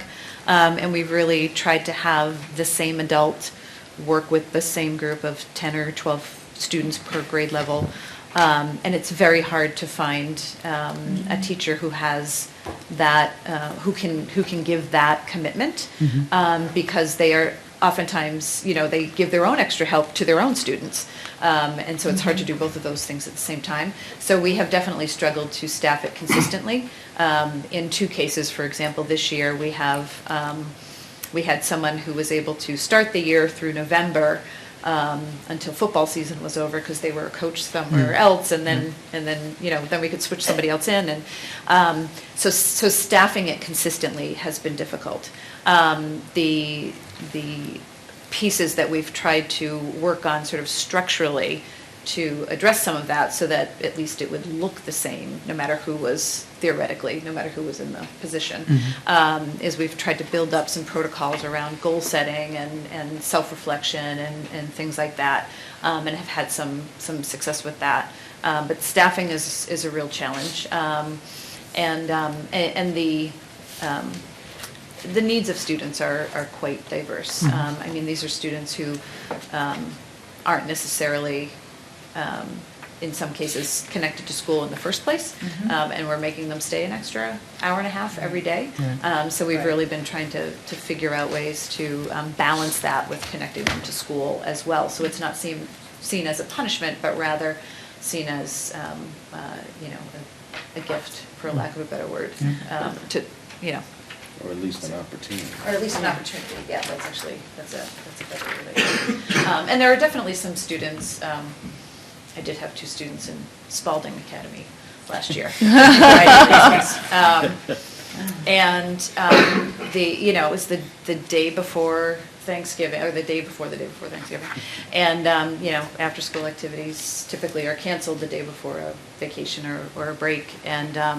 And so that we had announced it and all of that, and they still came and asked if they could stay. And then could we shoot some hoops down in the gym? So, here everyone else in the school is running off to, hop in the car and take a road trip or whatever. And these 2 young men wanted to just hang at Pierce for a little bit longer. So, so it's definitely, we're sort of trying to wrap our heads around all of the pieces. And the other reality, especially in terms of the math that we sort of keep in mind, although that was on par with the aggregate, it represents a group of students who are at risk for not doing well. And so that they were on par with the aggregate in and of itself is saying something. Again, the ELA, English Language Arts overall, has us puzzled, and we're trying to figure that out because it broke a number of patterns. And then specifically associated with Pierce Academy, we're trying to wrap our head around that, so. Can I just ask a quick question on that? I'm really glad to hear you say that, because it's always been my question about Pierce Academy, and I try to be positive, but it's always like, okay, you take these kids who are already struggling, you make them stay an hour longer, you make them work on schoolwork, and they're not liking it too much. And that was the feedback I had gotten from parents of kids that were struggling. So I'm really glad to hear, I think that that's part of change, is that you're honest about what works and you're honest about where the struggles are, and then can you have solutions. So I'm fully confident you'll come up with some solutions to that, because you can see both sides of it. So I appreciate you saying that. And we definitely see, as you saw in the data, those interventions that are content specific are definitely showing their dividends, which makes sense. The targeted reading intervention, the math investigations, again, off the charts. And we do speculate that has a lot to do with a lot of work that's gone into developing the curriculum and making sure that it's in sync topically anyways, not day by day, but topically with what's happening in the classroom. So there are some real connections in what's happening, so. Thank you. Thank you. Thank you. Very nice. All right, just moving back on the agenda to, back to item 4C, the Social Emotional Learning Task Force. There has been convened by the Massachusetts Association of School Committees a task force on, Kristen is leaving. I'm not going. Oh, all right. A task force on social emotional learning and well-being of all children for the purpose of advocacy at state and local levels to advance social emotional learning and enhance awareness of the benefits of social emotional learning. And we have the opportunity to appoint one of our members to represent us in that task force, and giving her background and her certainly interest in the topic and the work that she's done on it before, I would nominate Kristen to be our representative to that social emotional advocacy task force set up by the Massachusetts Association of School Committees. Second. So the nomination's been made and seconded. Any discussion? All those in favor? It's unanimous. The next meeting is Monday night, but it's all the way out in Marlborough, so I'll report back as to how it goes. All right. On the road again? All right. Thank you, Kristen, for taking that on. Much appreciated. Item 4D, just a quick recap. Last Saturday, the administration received a request from the campaign of a major presidential candidate to hold a rally on Monday night, which was just about less than 48 hours later. After determining that the campaign would be charged for this, just as any other renter of the facilities would be charged, and determining that it would be a civic opportunity both for our town and for our students, and that there was, after consulting with public safety, that we could do it, the administration launched into a Herculean effort to make it happen. And so I think we need to acknowledge the efforts over this past weekend of Dr. Glenn Pavlicek, our Assistant Superintendent for Business, Maura Downs, our Rental Coordinator, Bob Patterson, our IT Supervisor, Jason Shear, our Head Custodian, and Rob Willett, our Custodian as well, without whom this wouldn't have happened because of their efforts, and certainly equal to them all, our Superintendent, Mary Gormley. And also we want to acknowledge also the efforts of all the community groups involved in bringing this together, including the Milton Police, who did just a wonderful job on security and providing for entry and exit into the facility during the event. And so the Milton Police, all the Milton Police, certainly led by Chief Wells, deserve our acknowledgement and our thanks for putting on that event, which I think was a great event for our school and our district, and I think it showed us in a very good light because of the efforts of all of those people. So I want to acknowledge that. And that is all that I have on the chair's report. I know the hour is late, but may I ask Tracy Grandau to join us at the table to go to, under the superintendent's report, social collaborative? Tracy, would you join us at the table? I didn't know if Tracy was waiting. I would have I had, for the viewing public and to remind the school committee that we had been a member of the CHOMS Collaborative. Collaborative school districts enter into these collaboratives to, again, for sometimes private placements, but services that perhaps evaluations that can't be performed within our district, and the services are wide and broad. And so I've spoken to the school committee over the last 2 years, and our membership in the CHOMS Collaborative was very small. Our enrollment, we voted to withdraw in June on the recommendation of our Director of Special Services. We are asking for you to vote tonight for us to join the Social Educational Collaborative. We have had an initial conversation. Our team, once you vote, will go to the collaborative, but on the recommendation of the number of students that we have that are at the social collaborative, the services they can offer us to supplement our special ed program, I would recommend that we do vote tonight, so that we can go forward, because there's a certain number of months that you have to wait before the submission, and then they put your name in front of their board once your school committee votes. So I asked Tracy to stay tonight in case you had any questions of her. Move approval. Second.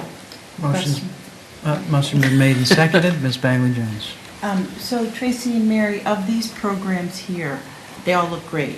Are there some that you think we would tend to use more given our present, like right now today, if we were there today, which Right. programs we would be using? We actually utilize the South Shore High School quite a bit. The South Shore High School also has an 8th grade transitions class that we utilize. Okay.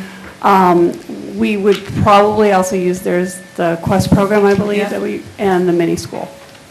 Great.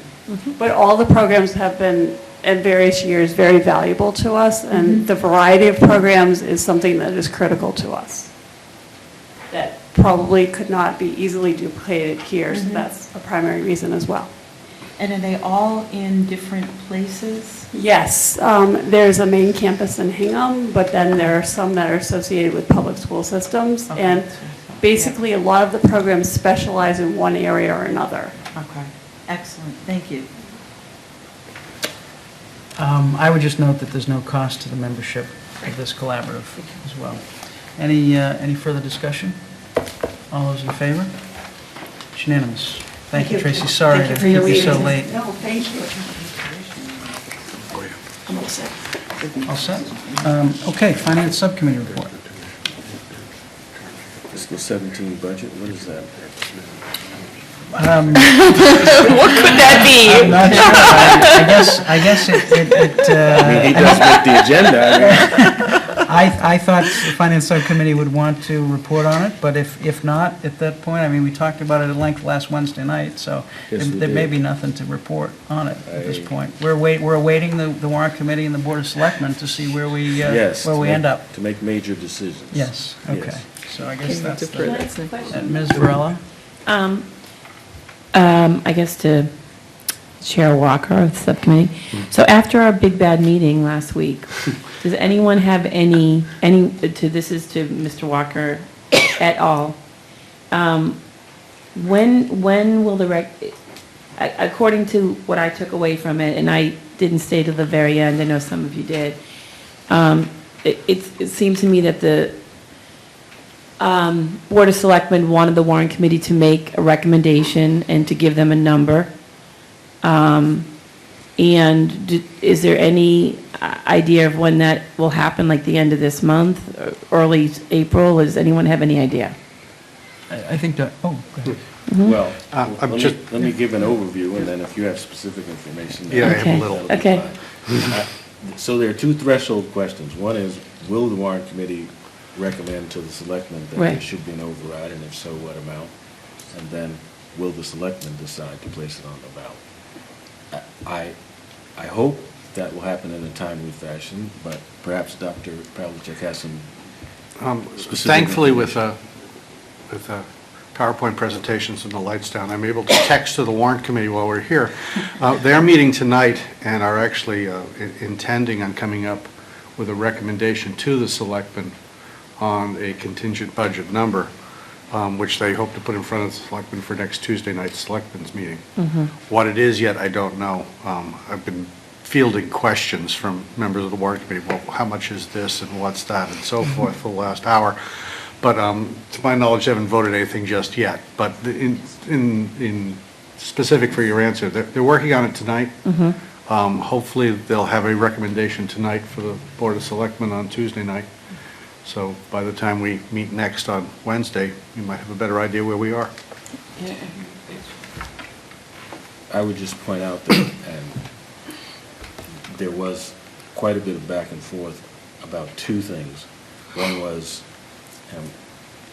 what we might do on full-day kindergarten if there was not an override.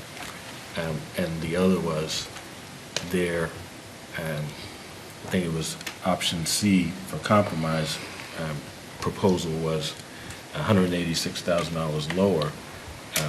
Remarkably, that totaled the same amount as three positions that we had proposed.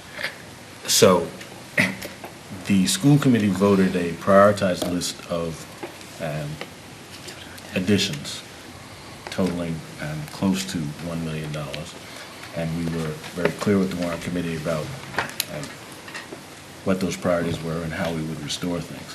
So I would just remind the committee that we have voted that, and unless we vote something different, whatever the number is, that would guide us in how we would restore or add particular things to our budget. Ms. Varela? Okay. So that was my next question. So just again, because I'm new to the budget year, my first year. So just say they vote a number that's near option C. What was option C last Wednesday night? If that, and say that's what they do, then does the finance subcommittee then, from the order in which we would want, the highest priority for our contingent budget, would take the number and just like you said, and go from there to meet the number that we get in this, option C budget, which is different than the number we got in the option A contingent budget? It would be the school committee, not the finance subcommittee. Yeah, that's what I mean, but make the recommendation to the school committee then to make the. Well, we've already done it. Done so it, we right, just okay. Mhm, affirmed okay, I see. what we've already done. Okay, that's what I want to know, thank you. Dr. Pavlicek? In a phone call from the former chair of the warrant committee this afternoon, he asked exactly the same thing. If we were to cut 186,000, would that be 3 positions, or would it come up from the bottom of the prioritized list? I reminded him that the school committee had voted a prioritized list, Okay. and absent a vote to the contrary, it would come up from the bottom of that. Right. Okay, So thank you. that's, they're of the same impression as of now anyway. Right. Good thing we had it on It's the always- agenda. Yeah, it's always refreshing when we're all on the same page. The only other thing I would say, which is not, maybe you could consider to be under this, but very good discussion with PTO members and parents on the budget and where things are. The group was about 20 people. They were incredibly, so you were there, but Yep. they were incredibly engaged, I thought. They asked some excellent questions about full-day K, what the longer-term costs are, whether we had given that careful thought, and the security of Chapter 70, and whether we thought that funding would continue, and if so, at what level.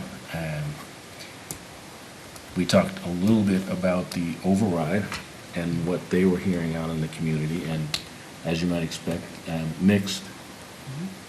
Clearly, without cuts, they acknowledged that it's a much harder discussion. So we'll see. And Dr. Donahue and I stayed very late, and we had one more recommendation about the importance of transparency in the budget and how showing where the dollars went would be helpful to people and helpful to our case as we go forward. And I said, we do a regular quarterly report and an end-of-the-year report. With a little more effort, we could give them, I think, a pretty good assessment of where the dollars were spent, and as they suggested, what we weren't able to fund that we thought would have been important. So it was a really good discussion. So we all know those meetings are worth doing, and we're guided by the feedback, but it was a clear affirmation of that. I just have one more question with that. Do you think, under the given circumstances, with the kind of night it turned out being, as the budget season continues, do you think it would be at all worthwhile to have one more night like that so that we could get even maybe some more feedback from other people, or do you think that's good? I'm just saying, I think it's great that you got 20 people, but I just didn't know if, presenting in having feedback from more people or questions from more people, I don't know. I don't think it would hurt. And one of the other things they said, their bias is clearly for things that involve direct instruction. So they were very big on the math coaches, very big on the history teacher at Pierce, and they raved about the impact that the reading specialists that we did several years ago have had. So I think they might have a slightly different prioritized list. So I don't think that would hurt at all. Okay. Yeah, I think a lot of it depends on what happens next Wednesday night. Right, Exactly. right. We'll see if there are 2 selectmen votes to get this going. But So Ms. Bagley-Jones. I just want to say that I did appreciate you all doing that. I was having a civic lesson with my daughter, as were others of us with our daughters. So I appreciate you all how being did there. that work out? Huh? It was interesting, very interesting, democracy in action. Right. But anyway, so I appreciated that because I do think that these budget meetings are really important. And Mike, you did say it is on cable, or it was filmed? Oh, I thought you meant no, that No. wasn't filmed. Oh. No, I thought you meant the other event. Oh. The event we went to was filmed. Yeah. Civics We were was- all on Oh, film. no. No, there was no film at Collingwood Library. So you can see, I was you hoping. can see yourselves. I just want to say that Oh, well. I was going to go and take the bus over, but then my daughter was asked to sing the national anthem, and I thought that I would miss the national anthem, and, that was a big deal. So By I all was asked to accounts, sing by that. all accounts, they Yeah. did a wonderful job. And I neglected to mention them, actually, the singers, I neglected to mention them, I should have. And I know Mr. Jett mentioned their names at the event, so, Yeah, and I it was know they great. did a wonderful job, so. Right. Approval of vendor warrants, I think? We have one from last week, number 35. It was dated February 25th, and it was for $540,577.71. Amount once more? $540,577.71. Is that one that I signed? Last week's, I don't think so. I don't think so either. Michael, you want to move this one? Yep.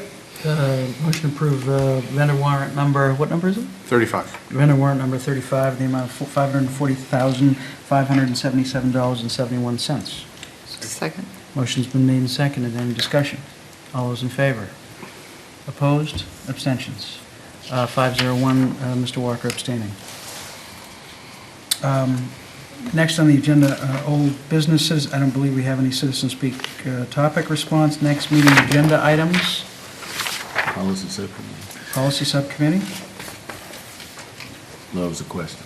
Oh, well, that was, we deferred that. Oh. We deferred that. I would have known that if I was here at the beginning. Okay. Okay, I'm sorry, we deferred that in the minutes. Okay. Until next time. Okay, great. So maybe policy subcommittee at the next meeting. Yes, yes. Is our next meeting next week or the week after? It's March 16th, Okay. 2 weeks.